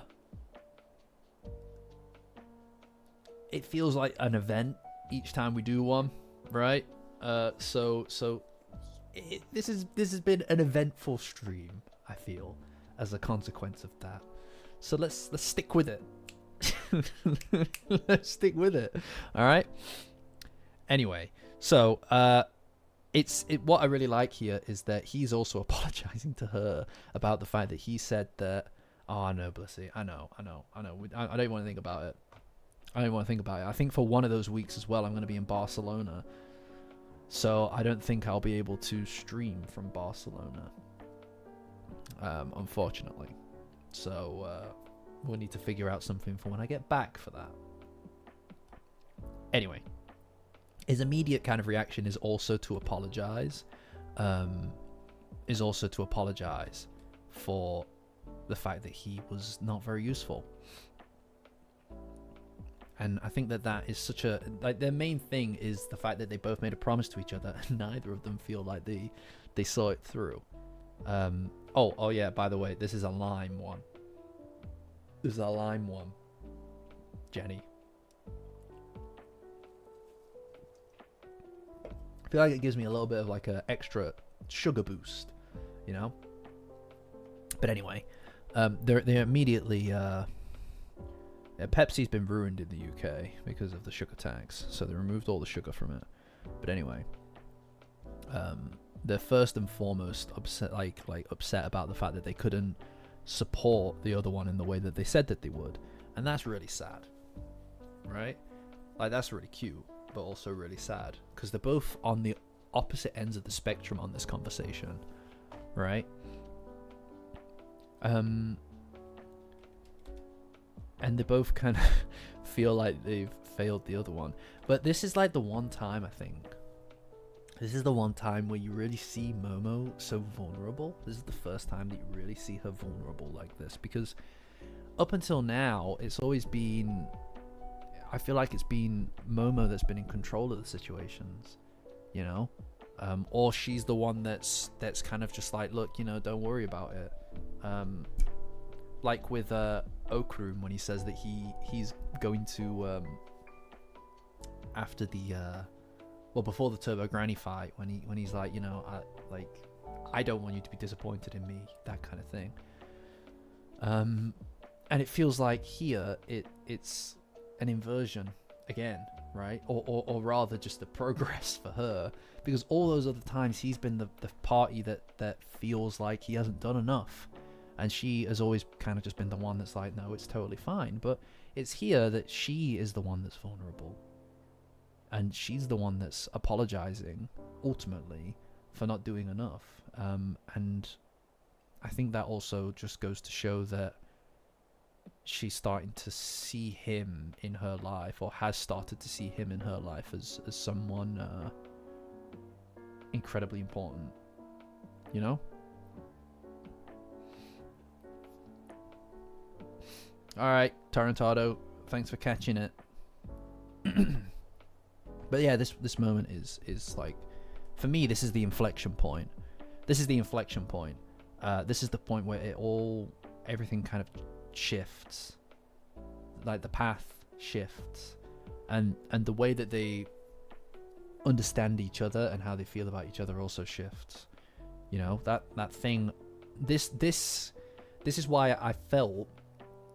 Is why I felt earlier in the previous episodes. In the previous episode where they held hands, it was a little understated, because that isn't the main thing, right? That's the that's just the promise, you know. That's supposed to feel like not complete. I think it's supposed to feel like it isn't everything, because that's kind of the point, is that it isn't everything. It's kind of the point that they have not said everything they need to say, or it doesn't feel like they've concluded anything, because it needs to be the opening, right? It needs to be the sensation of wanting to come back, of promising to return, and that's the point. And this is that, but the payoff for that moment, you know. And even this is still in the heat of the intensity of what just happened, right? Even this is still the intensity of what just happened. And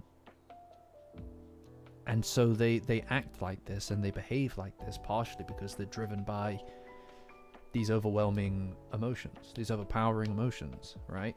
The reason that she holds him and hugs him here, I think, is because she felt like she needed to. Like, it's not her making the conscious choice to do it, right? And I think that part of them is, both of them rather, are doing. It's such a. I feel like this is a much more confusing. Not confusing. This is a much more complicated version of events than the one in the manga for me. This doesn't necessarily mean that I think one is better than the other. I think that the one in the manga is a little bit more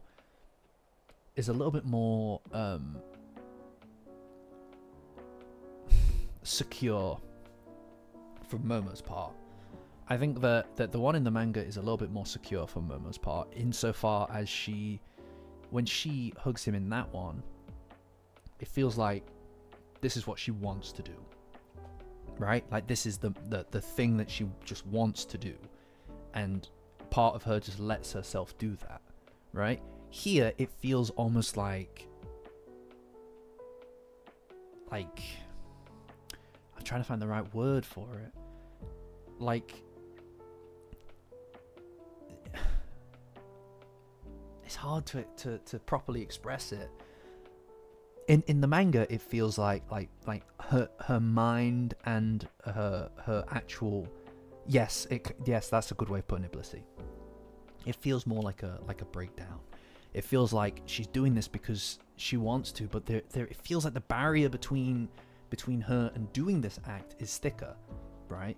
Like she's still not choosing it in the same way that she was in the manga, in my opinion. And this is why I think that the way that they've framed this is quite interesting, if not as cathartic, right? Because I don't think that this is necessarily as emotionally cathartic for the viewer. This is like, it's like a reflex. And the fact that she's hiding her face, right? Before in the manga, she like digs her face into his shoulder. It's a very emotionally expressive thing to do. But here, she kind of hides herself in his chest, right? And she looks down as she cries. It's like this means more to her than she's letting on that it means. And there is a lot of nuance in what it is that they're doing. And the fact that she's crying and looking away is because she's trying to hide that part of herself. And that's what she is. That's her character, isn't it? That she's inherently... Yeah, exactly, Blissy. That's a really good way of putting it. That's actually an ideal way of putting it. It feels like clinging on rather than just this emotional cathartic moment. It feels like pure cathartic isn't the right word. Rather than this emotionally expressive moment of love, it feels like this letting go of all of the everything that had just been built up. It feels like she's just completely like has lost herself in this moment, but it's fine because he's there and she's there and they're fine, and to her that's enough. And that's there's a strength to that, I think, in that reading of it. And the fact that she's hiding away her face shows that she's still not fully ready to be open with him, because it is a heel turn if you think about it, right? For them to go from no emotional anything, for it to go to straight to a hug, like in the manga. While I love the manga, right? I'm not. It's two different, as far as I'm concerned, completely two different situations, completely two different worlds of looking at this, right? But in this one, it feels a lot more emotionally complex, right? Like she's doing it, but she's doing it from what is Momo, like a Momo perspective, which is to kind of hide herself still and to not give everything away in the moment. And in the same breath, Okurun's response is also incredibly Okurun as well, because he doesn't know what to do with himself. Because this is what he wants. He just doesn't know how to do it. He doesn't know what to do with himself. And that's not changed from the manga. And as a consequence of that, they're not so close here. But I think that's okay. Because what it doesn't give you here, right? And I say I think it's okay because I don't know that it's okay yet, right? This is one of those things that retroactively will be better or worse after the car scene, right? Now I'm just going to talk about it, guys. So I imagine that whoever's left here has already knows we're not anime onlys. I'm sorry if you are. This is your chance to jump out, right? This is your chance to jump out because I'm just going to talk about the car scene, right? The car scene. That moment is different, okay? That moment is a choice. It's not just the physical act of doing it, holding hands, hugging, in those moments and this moment. There is an element of the body leading the soul, right? Rather than the inverse of that. And as a consequence of that, there's an unwillingness or a dissonance between the act and the mindset of being in the act, right? So that's what's displayed here, is that there is a dissonance, or rather they're holding something back, right? Especially Momo, she's holding stuff back, but that's who she is, right? She hides from herself, she hides from the world, she hides herself from the world. That's her whole thing, is doing that. But the car scene is different, because that scene is a choice, is a conscious choice. It is partially physically led, like leading with the pinkies and stuff, right? It is physically led, but she still makes the conscious decision to do that. And that means that at least in that moment, her mind and her body are in sync, right? So, if they double down, and it does look like they will because of the preview. I don't know who's seen the preview, but they change the colors and everything. I imagine that they're going to double down on it, because how I presume it will work is that the moment that they get some kind of physical contact, the world's colors will change, and everything else around them is just going to fade away. That's how I presume that it's going to work, is that it creates this bubble, right? A bubble that's outside of time and space, just a small segment of a small snippet of reality that's just theirs, right?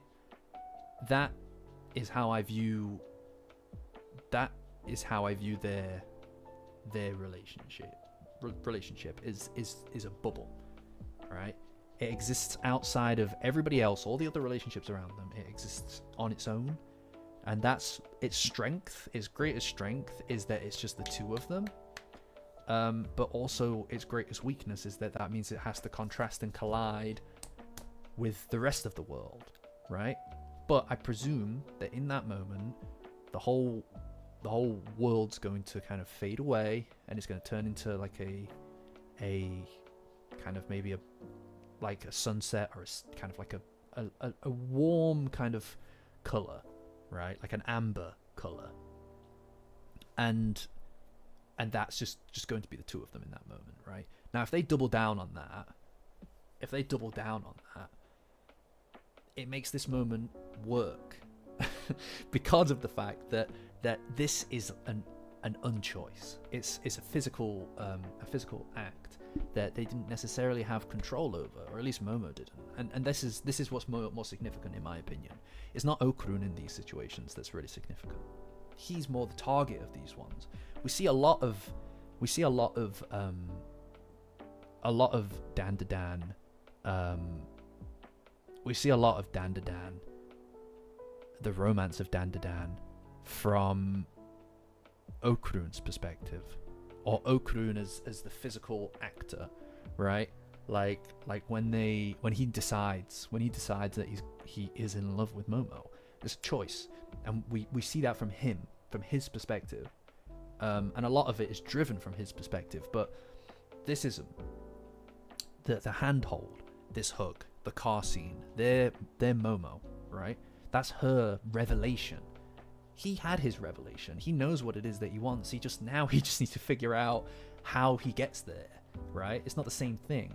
Whereas Momo, she comes to terms with things over the course of these acts, because she's a physically led person.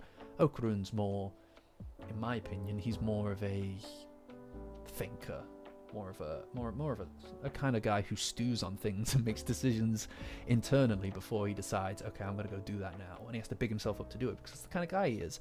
But Momo just acts. That's her whole thing, is that she acts, and she acted before when she held his hand, and now she acts again because she wants to cling on to him in this scenario, but she hasn't come to the full realization to make the choice yet. She's just kind of followed what her body wants her to do, right? The car scene is different because the car scene is the choice to do it. It's her making the choice to do it. And Okurun, in a lot of ways, is more the subject here, and that's what's really significant. He's the target, and it shows us that it's Momo choosing or making the same decision that he made at the end of season 1, just in a different way, in an unspoken way, in a way that doesn't need to be said. And at the end of that, going into the Evil Eye arc, they're on the same page. They're in the same space. And everything after this arc is literally just a matter of of kind of playing chicken. It's just a back and forth the whole time. And that's why I love this arc. This is why this arc is, in my opinion, the superior arc, because it's about realizations, man. You know, and making a choice to do it. You know, like to let yourself do it. And I think that's very powerful. I like that a lot as a theme, you know. I think that this arc has such a kind of cohesive... I really like the idea of it being like a tunnel. I really like the idea of it being a tunnel. That sounds great. That sounds actually really good. God, if that is what they do, would never have thought of that. Would never have thought of that. What a talented bunch of people. Like, what an amazing group of people. That is incredible. If that is what it is, that is incredible. They're brilliant. I don't know. Like honestly, this like I said, this moment to me is different from the manga. It's different from the manga, but they're playing to their strengths, I think, and it introduces a lot of nuance to the scene, at the expense of emotional catharsis, right? It adds a lot of complexity to the feelings that the characters are feeling, and the way that they express that and what they hold back. Because in a way, this moment being too emotionally expressive, you could make the argument that it's Momo already deciding to make that choice anyway. So when she does it in the car later, it's not that it's redundant, it's never redundant. It's just a restatement rather than a statement. And from the perspective of this, each bit adds a little bit less until that one, in which then it's all locked in, you know? And then everything after that is a different arc. That's my opinion. Anyway, that's my perspective on it.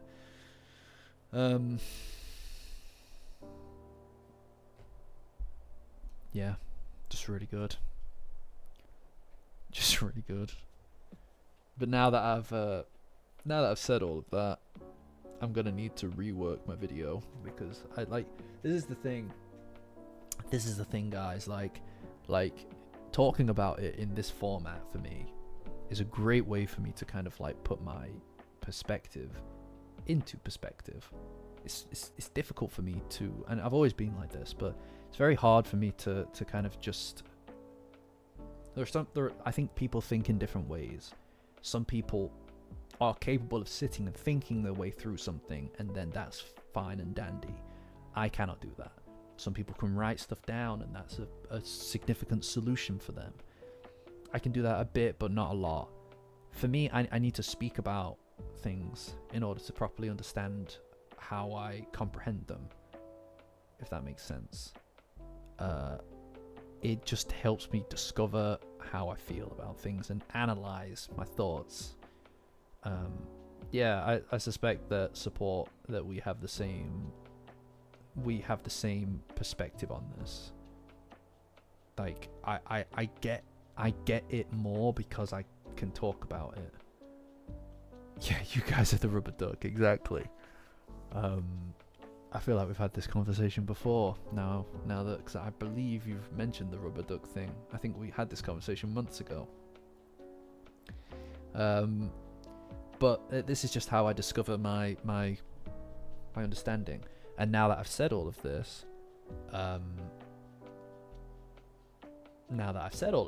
I realize now that there is more that I need to add to that script.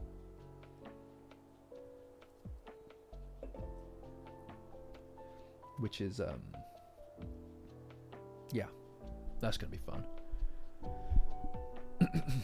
Yeah, I mean, it makes sense, right? Like, it makes sense to kind of break down problems that way for me, but yeah, that's the end of the episode. It feels good to watch a new it feels good to watch new stuff. Good job, chat.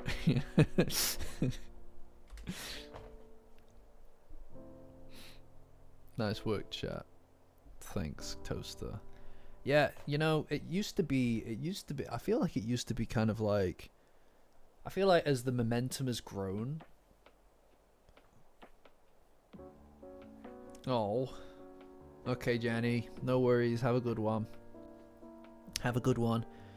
I feel like when we used to do this previously, we had like a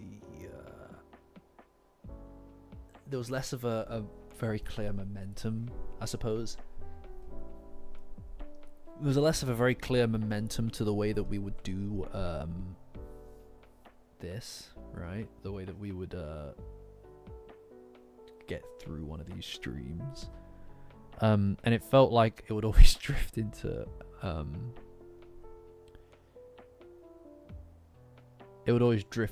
just meandering and just chatting.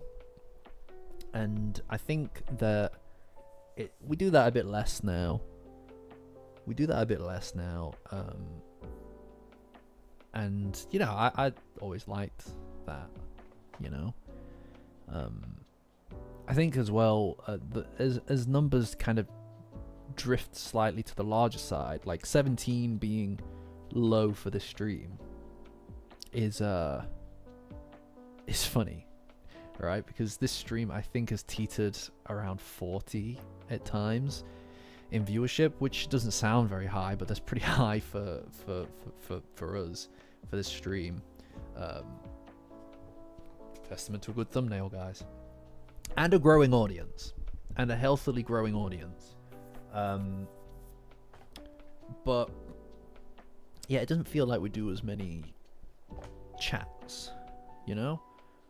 So being able to talk about the way that I kind of process information kind of harkens back to that, I feel, in a way, right? You know what I mean? Yeah. I mean, I still think that I go on plentiful tangents. It's just the length of the tangents, I suppose, is ever so slightly different to what it used to be. You know, like it used to be like a large centerpiece to the experience. I don't know. Part of me, kind of misses doing that a little. You know, I suppose back then though it was I'm saying back then like it was 5 years ago. It was like literally a few months back. I think that the format has become clearer. And because obviously I've got lots and lots to do when it comes to the content, and obviously a literal actual job.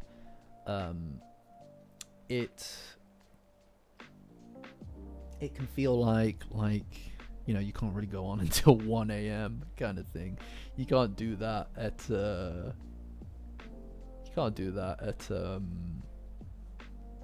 every single week. Every single week on a work night, you know. But sometimes it's nice. Like, I don't know. I like chilling. Something that I just enjoy doing. But it's also like, I know it's a Friday tomorrow. Jeez. Yeah, I mean, I'm probably going to just make this video from the looks of things. From the looks of things, I'm probably going to make this video because I was talking there. And there is stuff I've intentionally not said because it's better off in that format. But I think that I could probably put something together that people would be able to connect with. I think. I hope so. You know.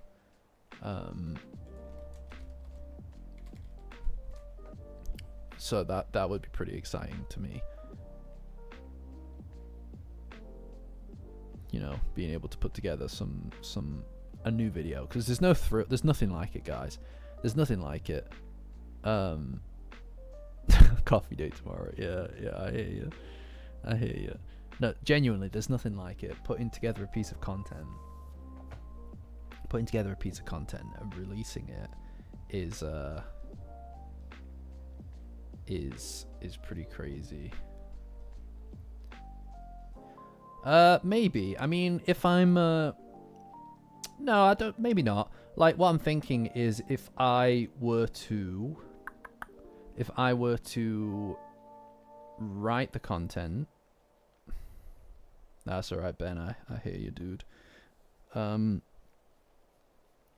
If I were to write the content Friday and get it recorded, I wouldn't start editing in the late evening. I don't do that. Like, generally speaking, I don't like to do that, because it feels like that needs to be something that starts at like the beginning of a day, or straight after working or something like that. It needs to be a focus. If I start that at like 9 or 9:30, I'll be there until like 3 or 4 in the morning.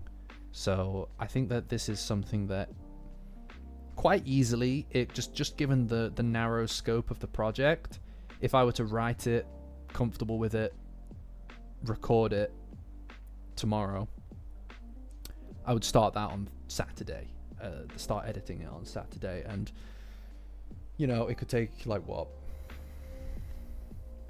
8 hours, depending on the length of it. If it's like 12 minutes, 13 minutes,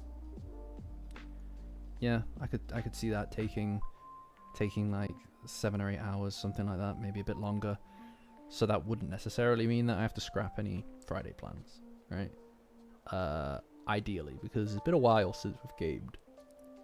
You know, I'm a big fan of that. It's been ages, actually. Like, the amount of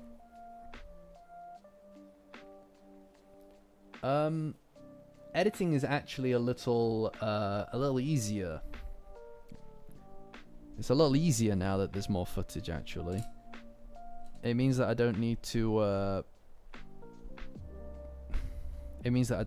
worry so much about having to reuse the same footage. Yeah, let's try peak.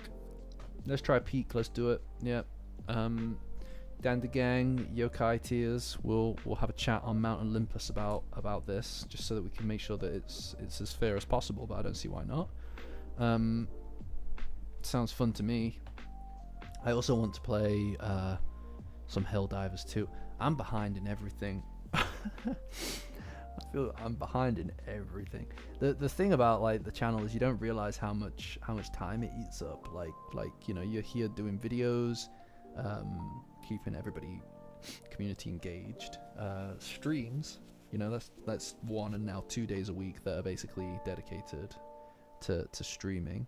And then I've got a bunch of other stuff that I'm running in the background currently that are things I really want to get to and things I really want to reveal. It's exciting stuff, guys, but time, you know. Yeah, I mean, to be honest, the streams don't take a lot of prep necessarily, but they do take a lot of energy, you know. Not in a bad way, like not like I'm sacrificing energy. It just, even though I'm very comfortable, guys, there is an element of you still have to kind of big yourself up to do it, right? Because it's a performance partially. Even now, while I'm at the tail end of the stream where I'm a bit less, it is a performance to some degree. So it takes a bit of like, you know, here we go kind of thing, because you want to be entertaining and you want to keep people engaged and you want to be interesting and insightful, and provide people with, you know, not just stuff that they necessarily would be able to just think of themselves, which I'm sure that you could if you spent the time on it, but I feel like my brain is specifically tuned to kind of like break down things like narrative structures, character dynamics and behaviors and things like that. Like that's just something that I've always been super interested in, and I want to make sure I can bring that with me to do this, you know. So it takes time, it takes energy to be on. But it's not just that, guys. Like, you may not realize it, but I also, you know, like, I need to get ready for a stream. I can't look like an absolute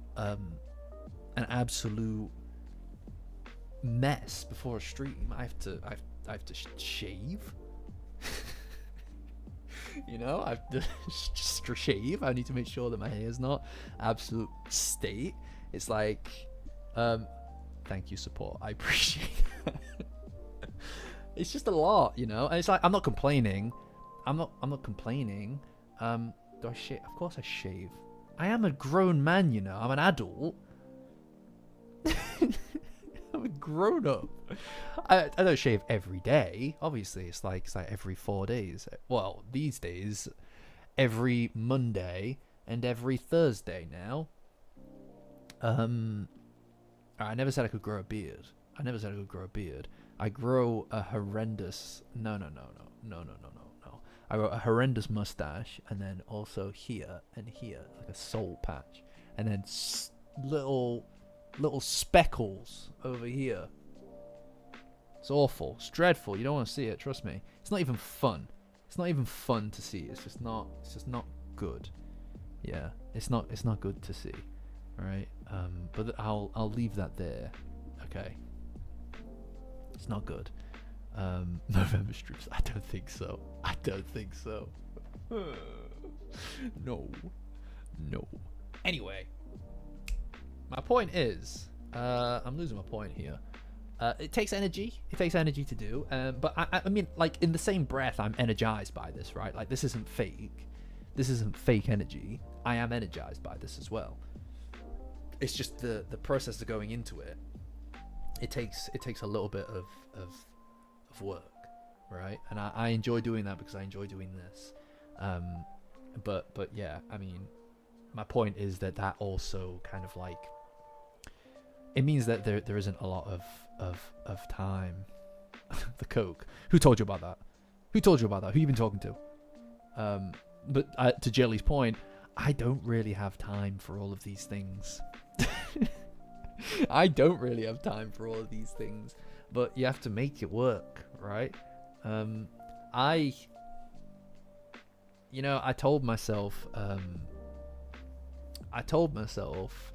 I only drink these, by the way, if I'm doing like a stream or something, purely for a little bit of a sugar injection. I don't drink Cokes every day. I'd hate to do that. In most of the time, I don't even have one for the stream, actually, because it kind of makes your teeth feel gross. Anyway, that's neither here nor there. I remember at the beginning of this year, right? At the beginning, I think I've already mentioned this to a lot of people here.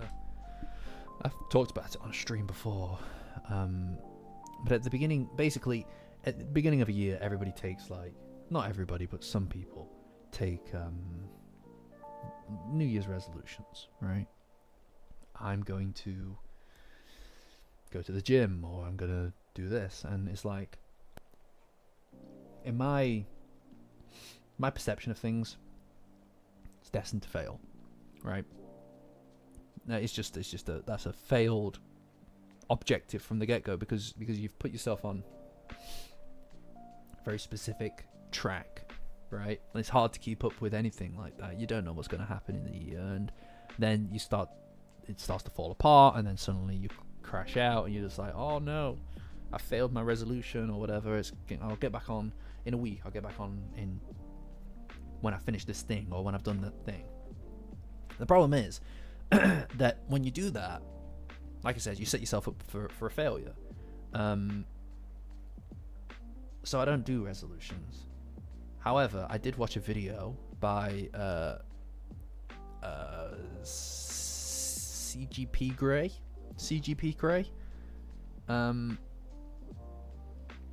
who highlighted highlighted that exact same thing to me, like the same thing as me. Yeah, CGP Grey, fantastic, absolutely fantastic. Themes, exactly. Normally with these videos, I'll watch them, I'll go, that's really interesting, and then I'll skip it off. But I connected with what he was saying on that specifically. So I decided at the beginning of this year, I would set a theme for the year. And that's progress. That was my theme. The theme of progress. This year for me has been framed around progress. Now the thing with the theme is that it's not necessarily something that you can objectively define. How do you define progress really? Professional progress, personal progress, physical progress, right? All of these things are progress of a sort. I decided to steal it. I stole it. It's not my property, so you are more than welcome to steal it because I stole it. But I wanted to progress, right? I didn't last year, generally speaking, not probably the worst year of my life, right? No, it definitely was. But at the end of that year, things started to kind of look up, partially because of all of this stuff that I was doing. It felt like a pretty good opportunity for me to start to get things in some degree of order. You know, like it's very rare. It's very rare in life that an opportunity comes along. There isn't just someone giving you an opportunity, if that makes sense. Every time that I've gone and got a job, right, that I've gone and I've applied for a job, done the interview, and I've been offered an opportunity, there's someone giving it to me, right? This is your opportunity that I am giving to you. And if you're clever, if you're clever, you'll take my opportunity that I'm giving to you. But it's still their property. You don't realize it at the time. And it doesn't necessarily mean that the person doing it is bad or even thinks of you as lesser, but it's still their property, that opportunity is. And that's always bothered me. My dad ran his own business like for his whole life, right? Like as far as I can remember, he'd run his own business. And you know, of all the things that all the failures this is all I'll say, of all the failures that he managed to muddle his way through and then pass on to me, there is one thing that even he could not fuck up, and that to me was the capacity to kind of instill a degree of if not independence, then a desire to be independent, right? Or to decouple myself from something and to kind of have something that's just mine. So it's very rare that an opportunity comes along where it's like, right, okay, you've done something yourself, you've managed to do something yourself, carve out a little window of opportunity for yourself, and that is what essentially the whole YouTube thing was to me.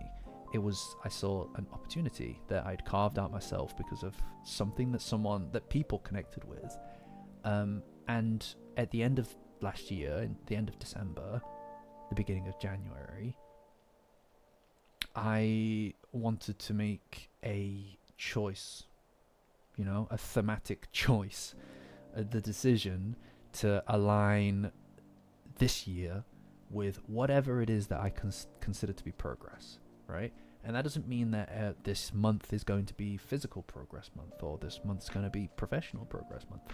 It's the idea that every single choice that's thrown my way, I should make the choice that is best aligned with progress, however I define it in the moment, right? So if the choice comes along that is like, do you want to go out drinking this weekend? Right? what would be best aligned with progress there, right? You could make the argument that you're progressing personal relationships by going out and doing that. If that is what progress is to me at the moment, and I feel like I need personal relationships to be developed, then I'd probably choose to do that. But generally speaking, my theme, my general vibe has been for the past 7 months to work on this, right? So when the choice comes along, do you want to go do something? Like one of my friends or something, like, do you want to go do something? Or do you want to, or should I stay home and work on something, a piece of content? I know what I'm going to choose. And that's what I choose. And does that mean that in some I hope that bit earlier wasn't too heavy, by the way, guys.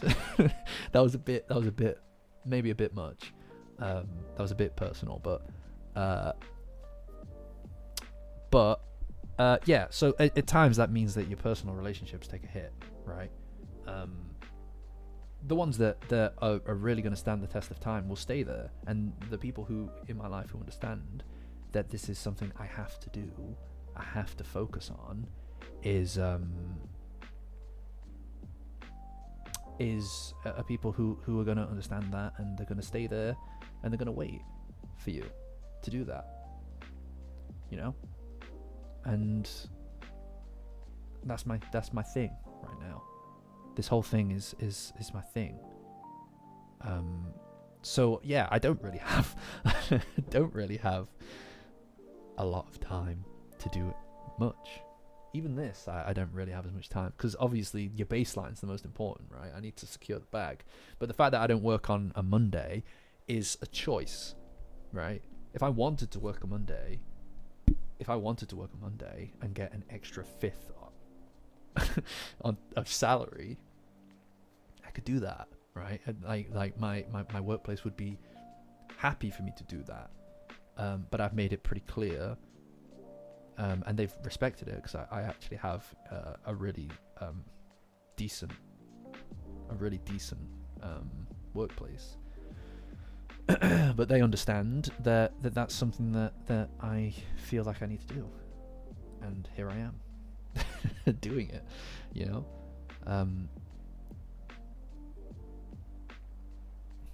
Yeah, here I am. So my point is that no, I don't really have a lot of time, but my theme demands of me certain things, because I made a choice. I made a promise to that me.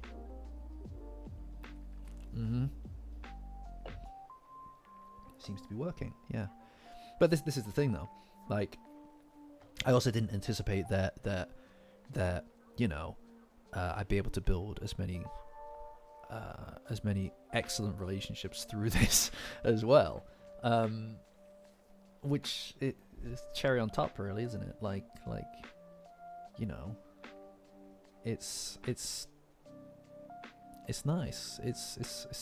I feel like completely the opposite of what I did. Of what I did like a year ago, you know, like this is one of the high points for me, one of my high points in life. I feel incredibly fulfilled. So yeah, I mean, I have a lot of you know, I have a lot of gratitude towards not just you guys, but the anime, like Dandadan of all things, right? Completely changed my perspective on things. You know, and it sounds silly to say, because it's just a thing. I'm fine. I'm not that cool. I'm just a guy doing like fucking videos. it's so funny, man, because I'm just like this guy. I'm just, you know, I was like, seriously, just like, it's not even like saying that like I'm actually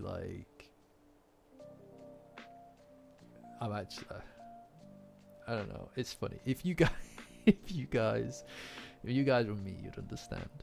I'm just I don't know. I'm just enjoying whatever it is that we're doing here, right? Like, all right, I take it back. All right, I'm sorry, guys. I'm just look. I'm just grateful that there are 23 people who would sit through me talking about that, any of that, and yeah, I mean, the fact that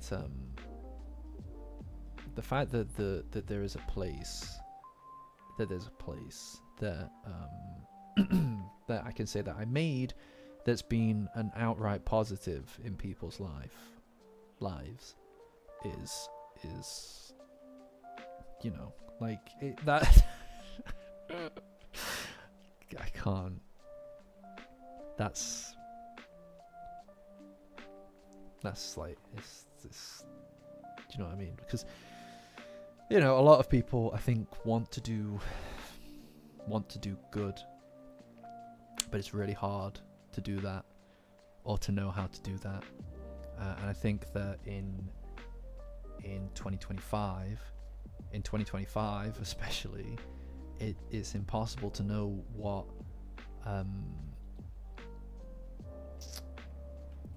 you can do. Like, community as a concept, right? Having a community, like a real life community around you, is kind of old fashioned now, which is really depressing, because it means that we all I have to sit through these so you can be rested. Oh, that's good. Yeah, obviously I don't actually hate you, support. Of course I don't hate you. What the fuck? It's just a bit. You're great. You're obviously great. You still have to sit through these though. But no. So yeah, no, my point is that it can be really hard to know what is the right thing to do, especially because the world's a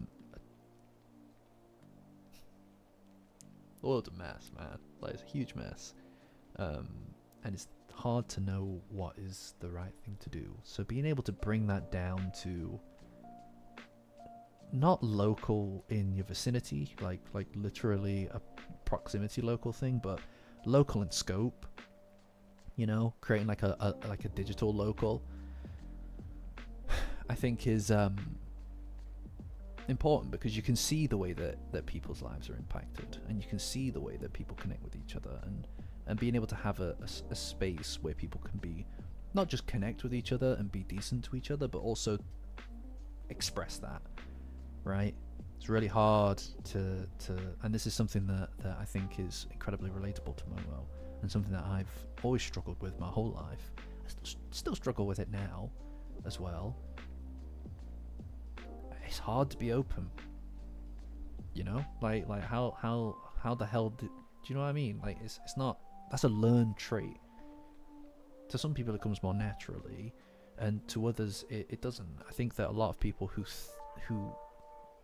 and this is the thing, right? Like, a lot of people who consider themselves to be somewhat intellectualized, I suppose, right? Like, my whole life I've been a much more analytical individual.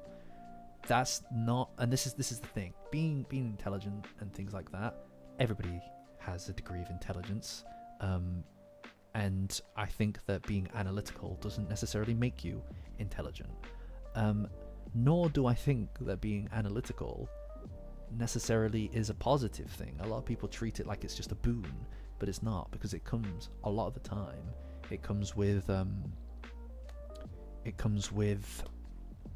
downside, which is that you over-analyze situations, right? And for my life, I've tried to fit into the mold of being analytical, but I don't know if that's necessarily what is inside of me. Like I'm good at it. I feel like I'm good at it. I feel like I enjoy highlighting things, that like patterns and things like that. But more than anything, I prefer examining why people do what they do, especially characters, and trying to kind of express that to other people. You know, I think that is what interests me about media, and I think that's what fascinates me about Dandadan. Yeah, I think that's true as well, Blissy. And that's something that I think that there is also a kind of tendency to overcomplicate what it means to be good, because of the fact that some people are analytical and some people aren't, or that people seemingly want to seem analytical or something about a situation. Like if somebody's being hurt, having a visceral reaction to that is not a bad thing. If somebody is unfairly being treated, having a visceral as shit reaction to that is not a bad thing. That's a virtue. And that's emotional. Yeah, that's emotional shit, but it's not a bad thing, right? Appealing to analysis of the situation. It's like, well, that person, maybe they had that coming. You don't know the whole story. Or saying that like, oh well, that person, you know, like their great grandfather did something pretty bad once, so kick his head in. It's like, come on, man. Or even worse than that. It's like doesn't matter. Look, doesn't matter. I'm letting things bleed out into this that I should not.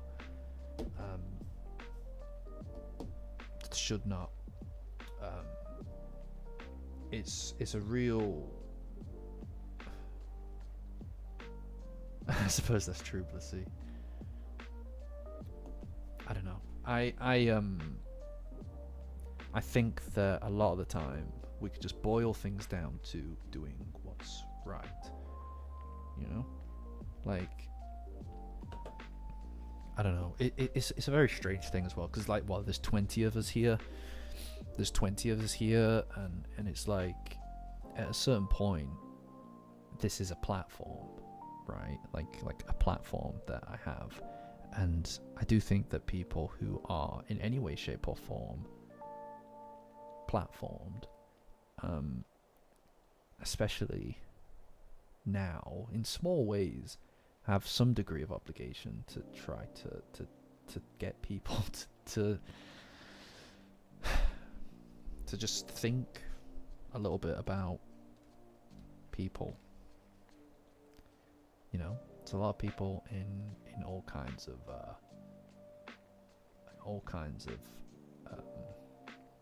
horrible situations right now. You know, some of which you know, we're a little bit in. Doesn't matter. Point is, guys, just occasionally glance at the news and just you know,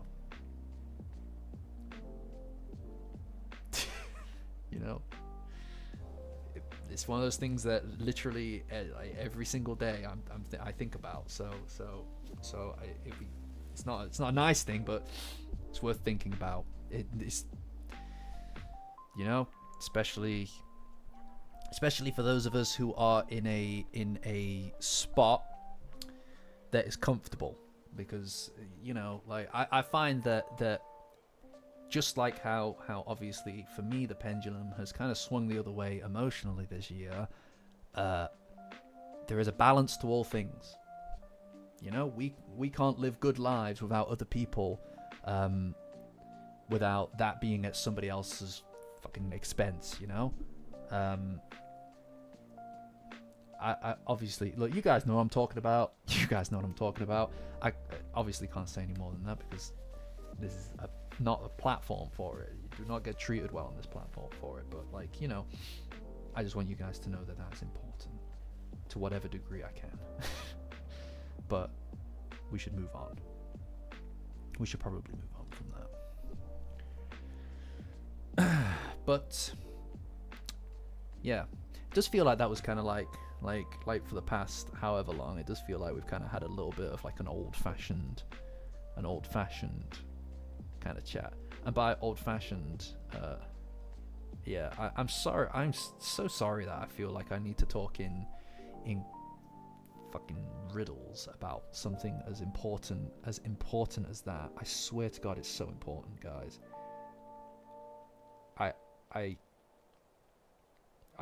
It's just I just want everybody to be awake. That's all. I just want everybody to be awake about it. To literally, even if it's just two people, that's two people. Then know more about it. I just,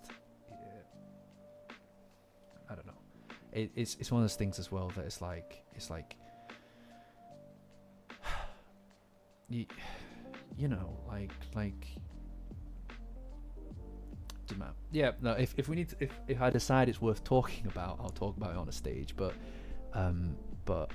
I think that anybody who can say something should say something, and I think there are a lot of fucking cowards and charlatans who don't, because they know that it's not good for their platform, man. It doesn't matter right now. I'm not doing a whole thing about it, right? I appreciate you guys being okay with hearing about it. That's all. We all have a role to play, guys. We all have a role to play. But anyway, like I said, this feels like kind of like a bit of an old-fashioned, and by old-fashioned I mean a couple of months ago, maybe 3 months ago. All right, that kind of chat. It's funny that feels like so long ago. I mean, we're doing this like what, since February, something like that. Yeah, I've missed it as well. It kind of feels like you can kind of lose sight of these things, right? Because you're working on content, or because the streams are so frequent, you know. I think also there's an element of like sometimes running out of a. Oh, I'm glad, Toaster. It's been pleasant. It's been an absolute pleasure that since you joined, man. I've been enjoying our chats. Yeah, I think it was after that. It was the first stream, just after the first stream. Yeah, it's been pretty good, to be honest. Like yeah, I mean, I don't really feel like on this kind of situation, in this kind of chat, it doesn't really feel like there's any necessary kind of like expectation to kind of perform or to talk about anything specifically, that kind of thing, you know. And the fact that like I said, that veil, that mask kind of element is thinner here than anywhere else. Otherwise I wouldn't have felt comfortable speaking about any of that, right? You know, but yeah, God, nearly 6 months, Bussy. That's crazy. You and Orbis and maybe Danny, I think Danny, and Natchan as well, I think, are going to get the Zoomer icon soon. Zoomer icon soon.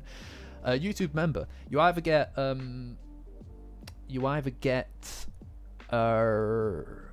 gifted it.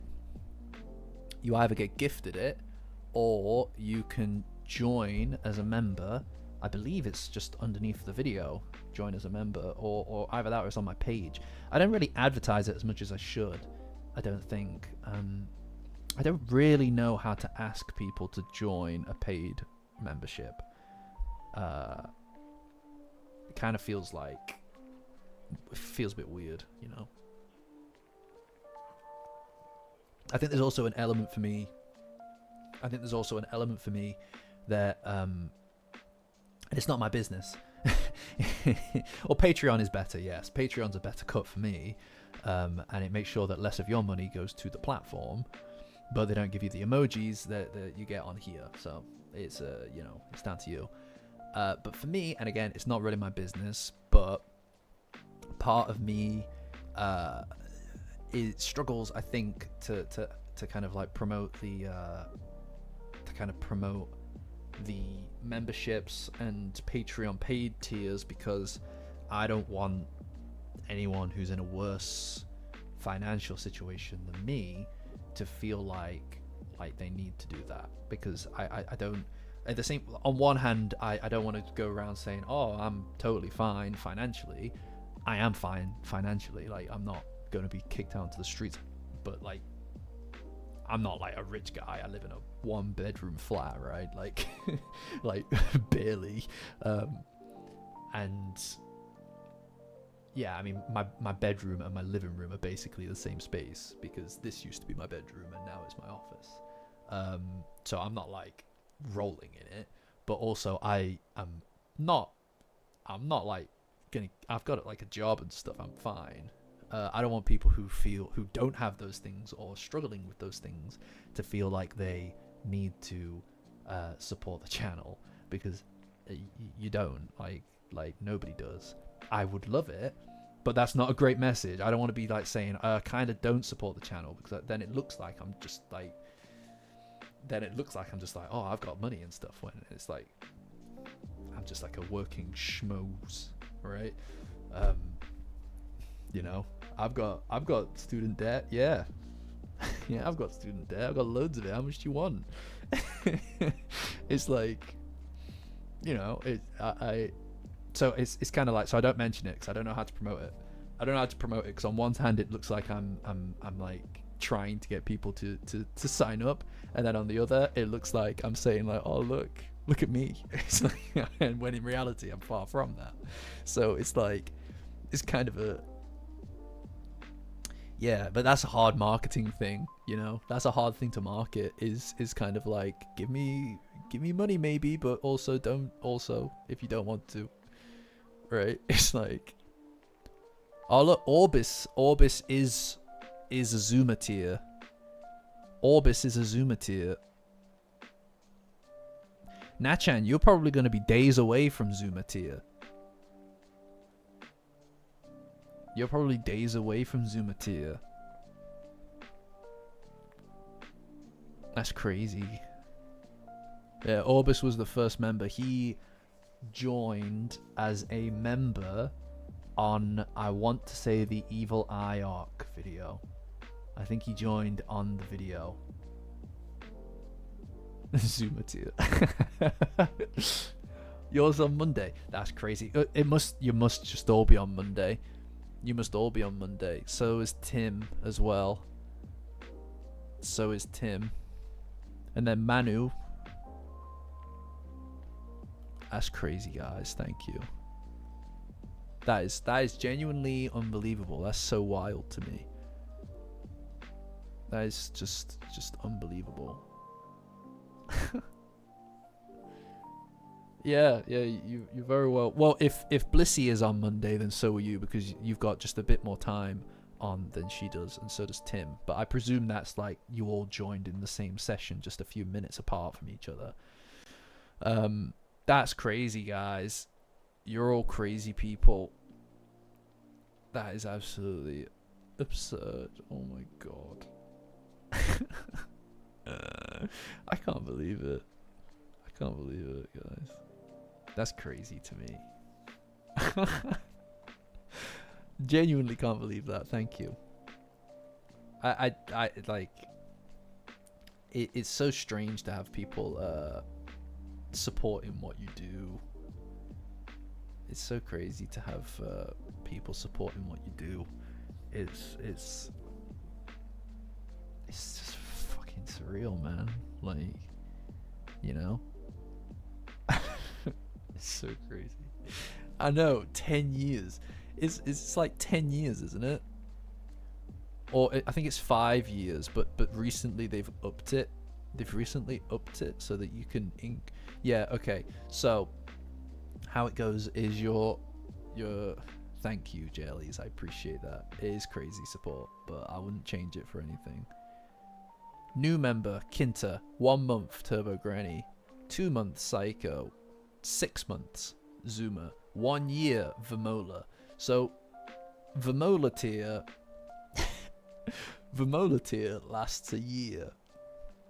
And after Vamola tier, you get to Ida tier. Now I'm thinking maybe I should have swapped GG and Ida around, because it feels like people would rather be Ida than GG tier. You know? Then it's GG tier on year 3. After 3 years, you get to GG tier. And then 4, Okurun, and 5 years. If you support the channel 5 years, you'll get to Momo tier. What do you mean? How did you not know? I swear to God, you could just look. You could just look. And where did you think it goes? It's obviously going to have Ida up there somewhere. Yeah, 2 years. 2 years and you get to Ida tier. After 5 years, you get to Momo tier. But very recently, they've updated it, so it goes now up to 10 years. Right, so I can add another 5 icons. When I started this, there was no 10-year mark, so I don't feel like I need to fill those out. Dandadan will probably be done by then.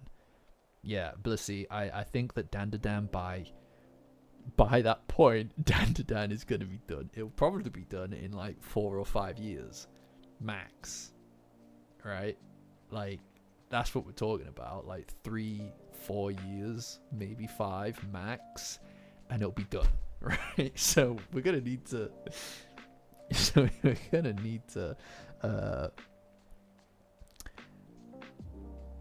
figure this out. I just figure out like what to do.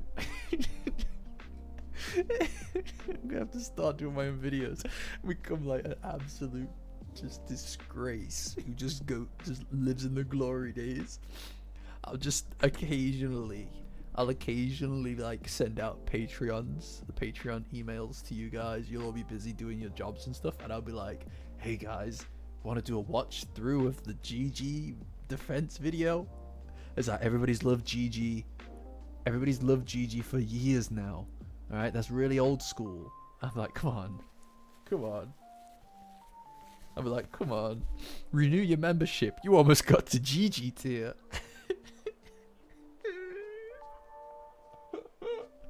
Come on, man. Do you want to get GG tier? No one is getting to GG tier. 3 years. Christ, man. Could they have not, instead of extending it to 10 years, couldn't they have just changed it so I can change it every half a year? People get so bored after a year of being Vamola. They'll be like, what's next? Oh yeah, I forgot that I've been Vamola for a year. Fucking hell. Yeah, it'll be like the Beatles. It'll be like the Beatles when they all met on top of that rooftop and did an impromptu concert. We'll meet on top of a rooftop, and we'll get a projector and we'll play through the Okurun video. And it'll be like, oh, it's crazy, isn't it? It'll be crazy. It's crazy that it turned out that Okurun was actually a fridge freezer the whole time that had come to life. I'm like, yeah, that's crazy that's actually what it was. And I'd be like, oh man, it's wild that GG ended up with Momo after all, eh? And we'll be like, yeah, well, never saw that one coming. Yeah, it's pretty crazy. Yeah. Yeah, it means the video's outdated now. Yeah, it's pretty wild, yeah, I have to say. £180 and I'm GG now. No, you can't actually. You absolutely cannot. Sorry. You gotta go the long way, like all of us. You gotta go the long way. I mean, you gotta think about how I feel. I don't get any of these icons.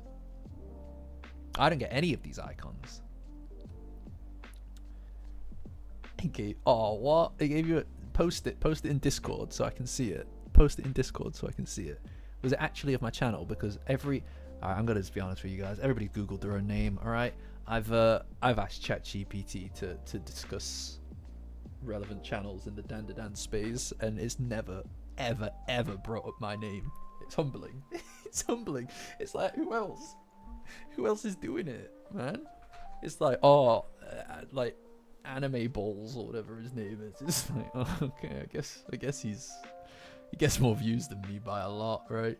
There are people who've released if there are people who've released videos about Dandadan in the past like week, right, and after a day they've been like 400,000 views. I'm just like, oh, fuck. How, man? It's so painful, you know? Like how are you managing that? How are you guys managing that? There are people getting my stats in my like kind of like niche. Yeah, I know how, because they always go like horrible Vine noises, and he goes, "Oh my god." There is, yeah, the most horrendous memes ever just slapped on front of it. It's awful, just awful. Oh yeah, Patreon. Sick. Okay, Natchan. Happy trails if you fall asleep.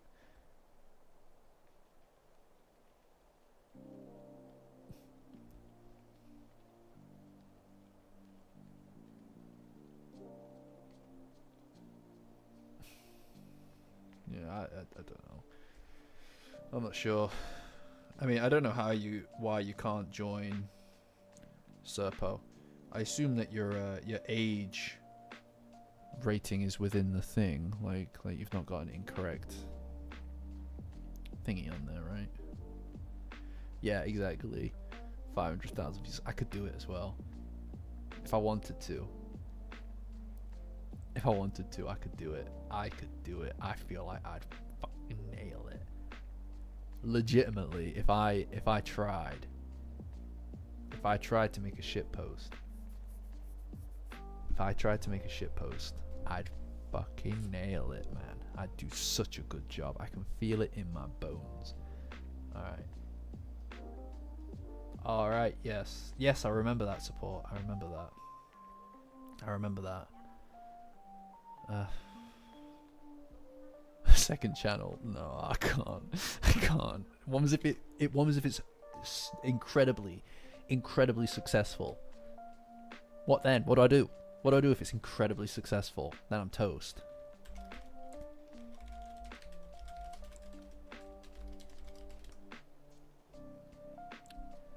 Right, I'm just gonna ask ChatGPT, top YouTubers in Dandadan niche. And it's gonna hurt. I can feel it in my bones. Oh, what? Who is that? Oh, look, of course. Gig UK. Scamboli reviews. Yep. Sick. Yeah, none of these are me. Why, man? Why? Come on. Okay, I'll just ask more.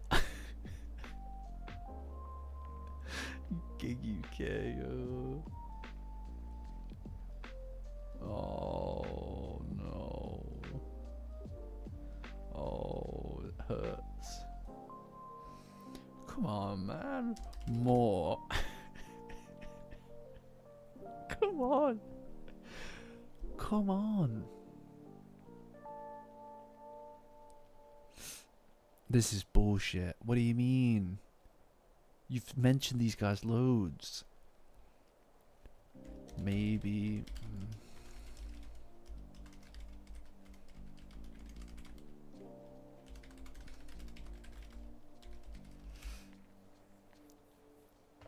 Yeah, I'm trying. I just wanted to point me out. Come on. This is fucking bogus, man. Okay, what about me? Dash safeties on rookie, you twats.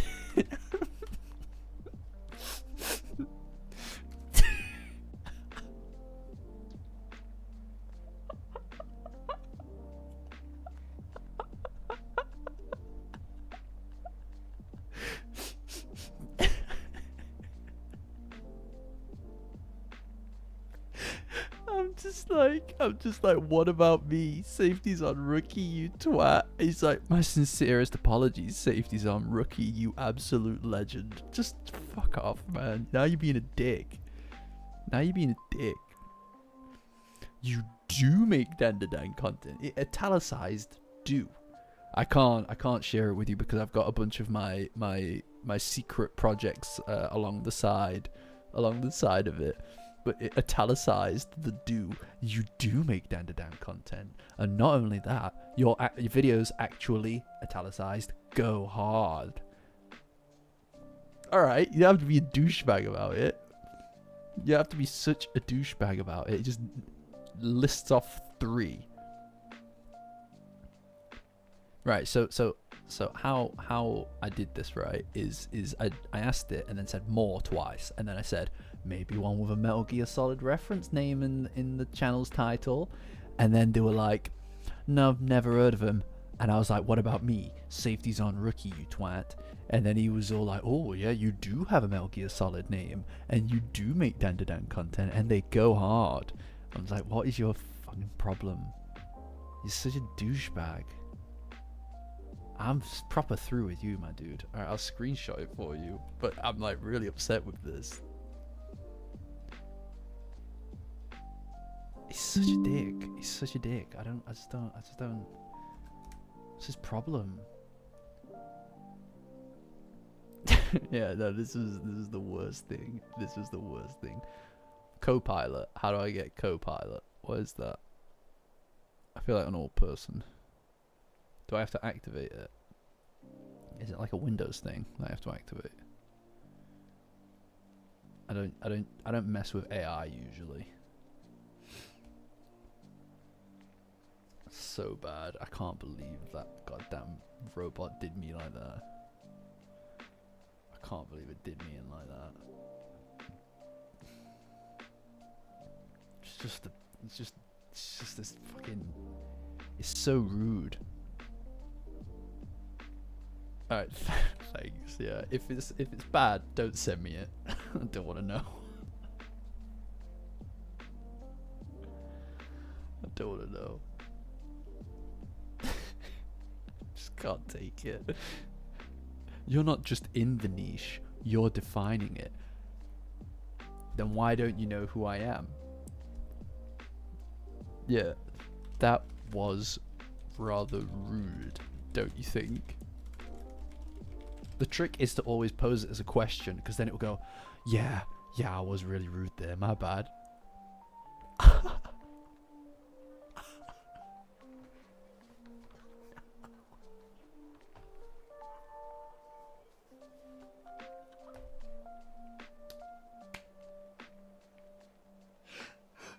No, oh my god.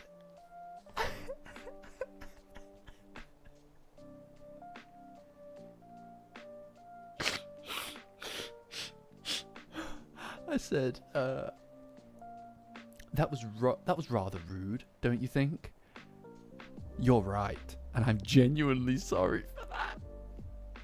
What was meant as a playful tone came off. I think it's overplaying it on purpose. I think it's overplaying it on purpose to make it be even ruder, right? You're right, and I'm genuinely sorry for that.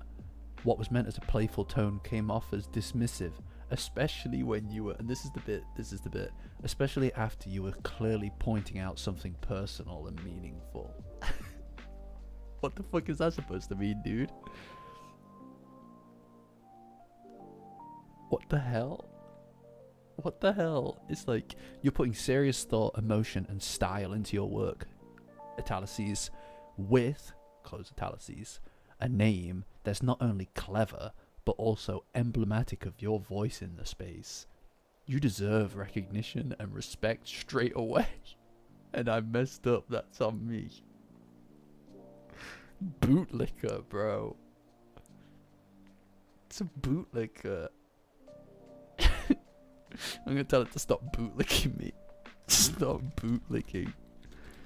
Robot. That's on me.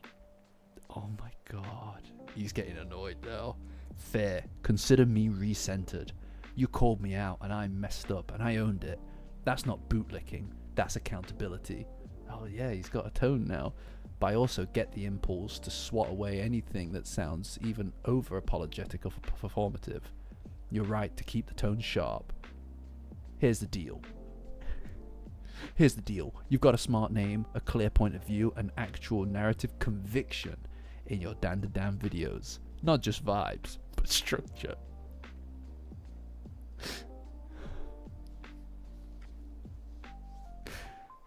I feel really bad. I feel really bad now.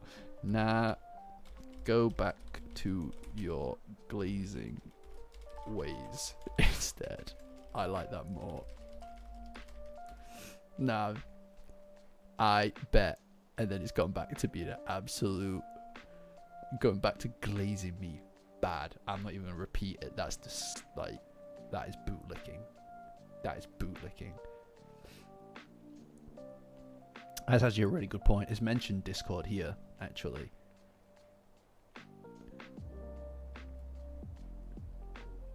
You drop cinema. Yeah, I told it to go back. I told it to go back to being to glazing me. I like that more, and it's gone back to it. I want to feel superior, you know. I don't want it to be sharp with me. I don't want it to feel. I don't want to feel like it's actually got thoughts or feelings, because it doesn't. It's a robot, and that kind of sickens me a little bit, to be honest. That's kind of like the enemy, like to me. Yeah, I know, that was crazy, by the way, the Discord thing. That was fucking weird. That I was actually like crashing out to that shit. That was wild.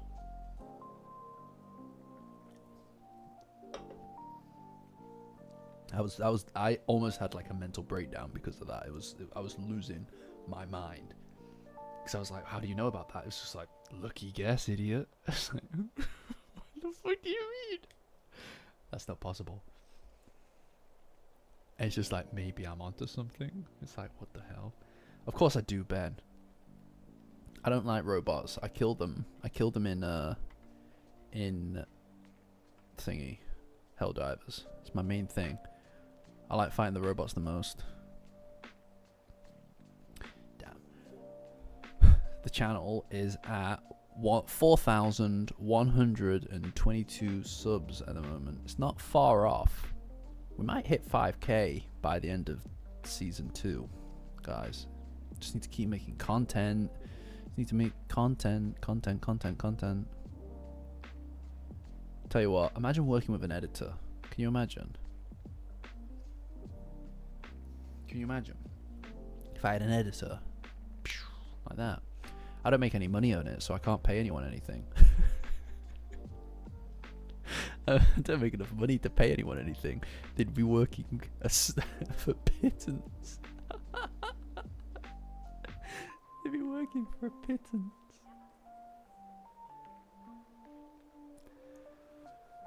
Yeah, I've got one basically done. I pay them in exposure. I know. I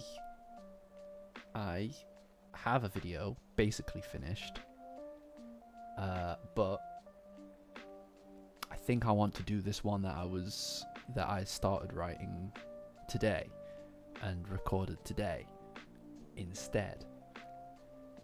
So I'm going to rewrite a few bits of it towards the end because of the stuff I spoke about in this very stream. And then I probably can record that tomorrow if all goes well. And then just edit the shit out of it on Saturday. Post it on Sunday.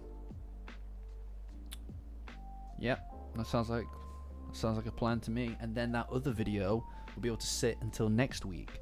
So then I'll be able to release that next week, and that gives me more time to catch up on my next video, which I've also got an idea for, by the way. I've already got an idea for that. And then the video after that, hell, I've got an idea for that as well, because I've been provided with a structure because of the anime. The only problem is that in 6 weeks, I'm going to Barcelona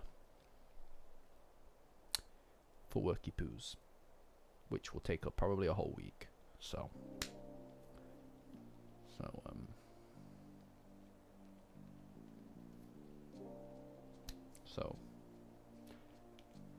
how dare you consider this a victory?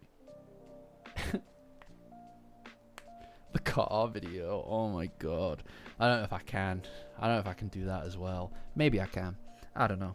I'll see how I feel when I watch it. If the fancy takes me, then I shall do it. But that's if I decide to do it. We'll see. I'll need to watch it first before I can know one way or the other. I'll tell you what though, guys. It's been a pretty decent stream.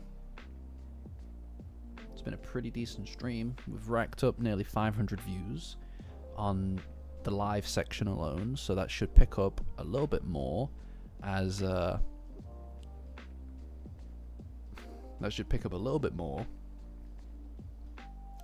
after being posted.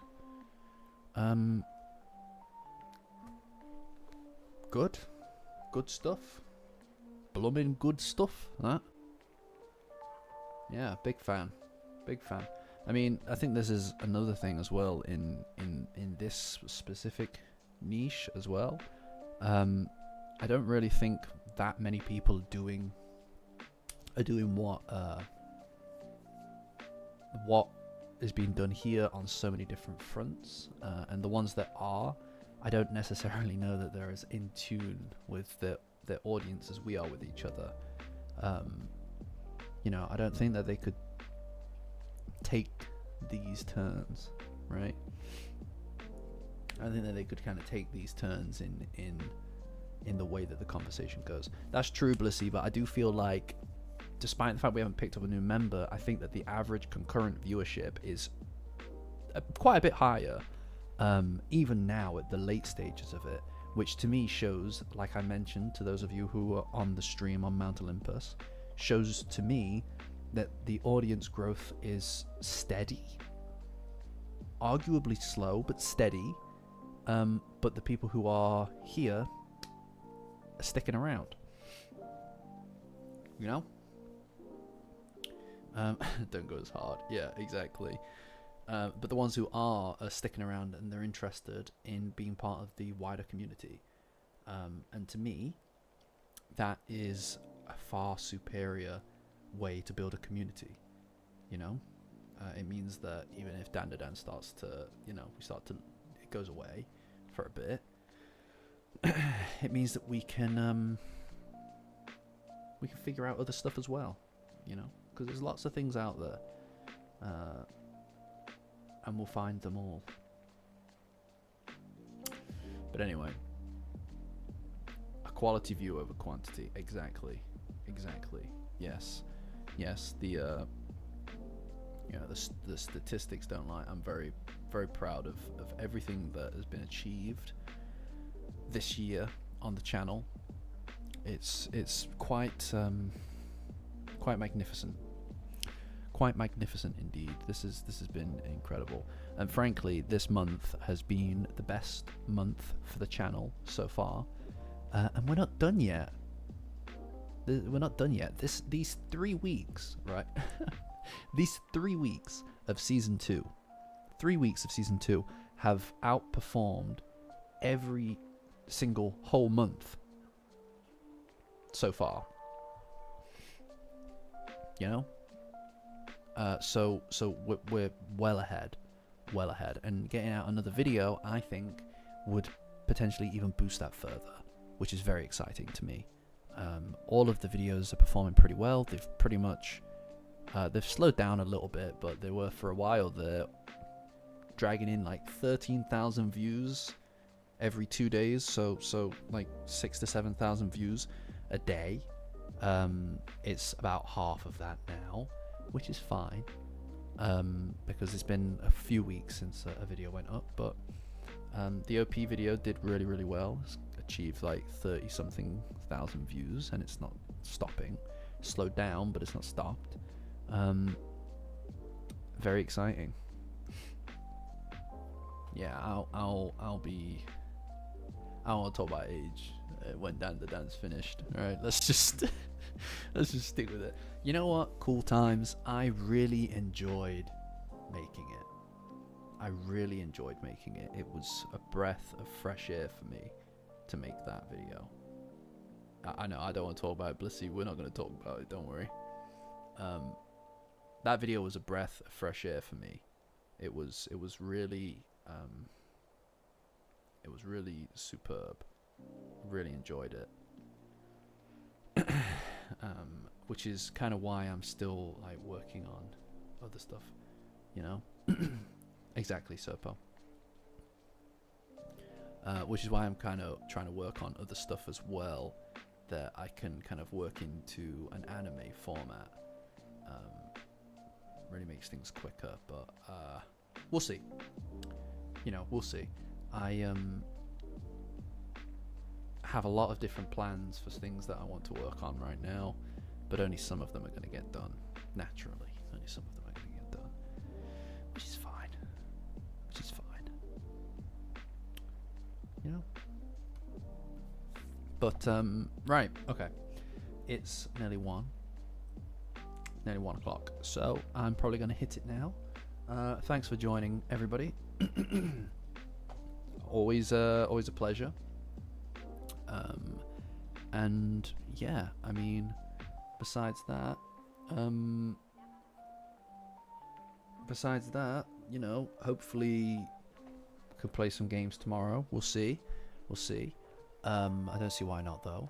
And then Monday is also going to be, it's also stream day. So I look forward to that as well, guys, as always. Till then, catch ya. Bye.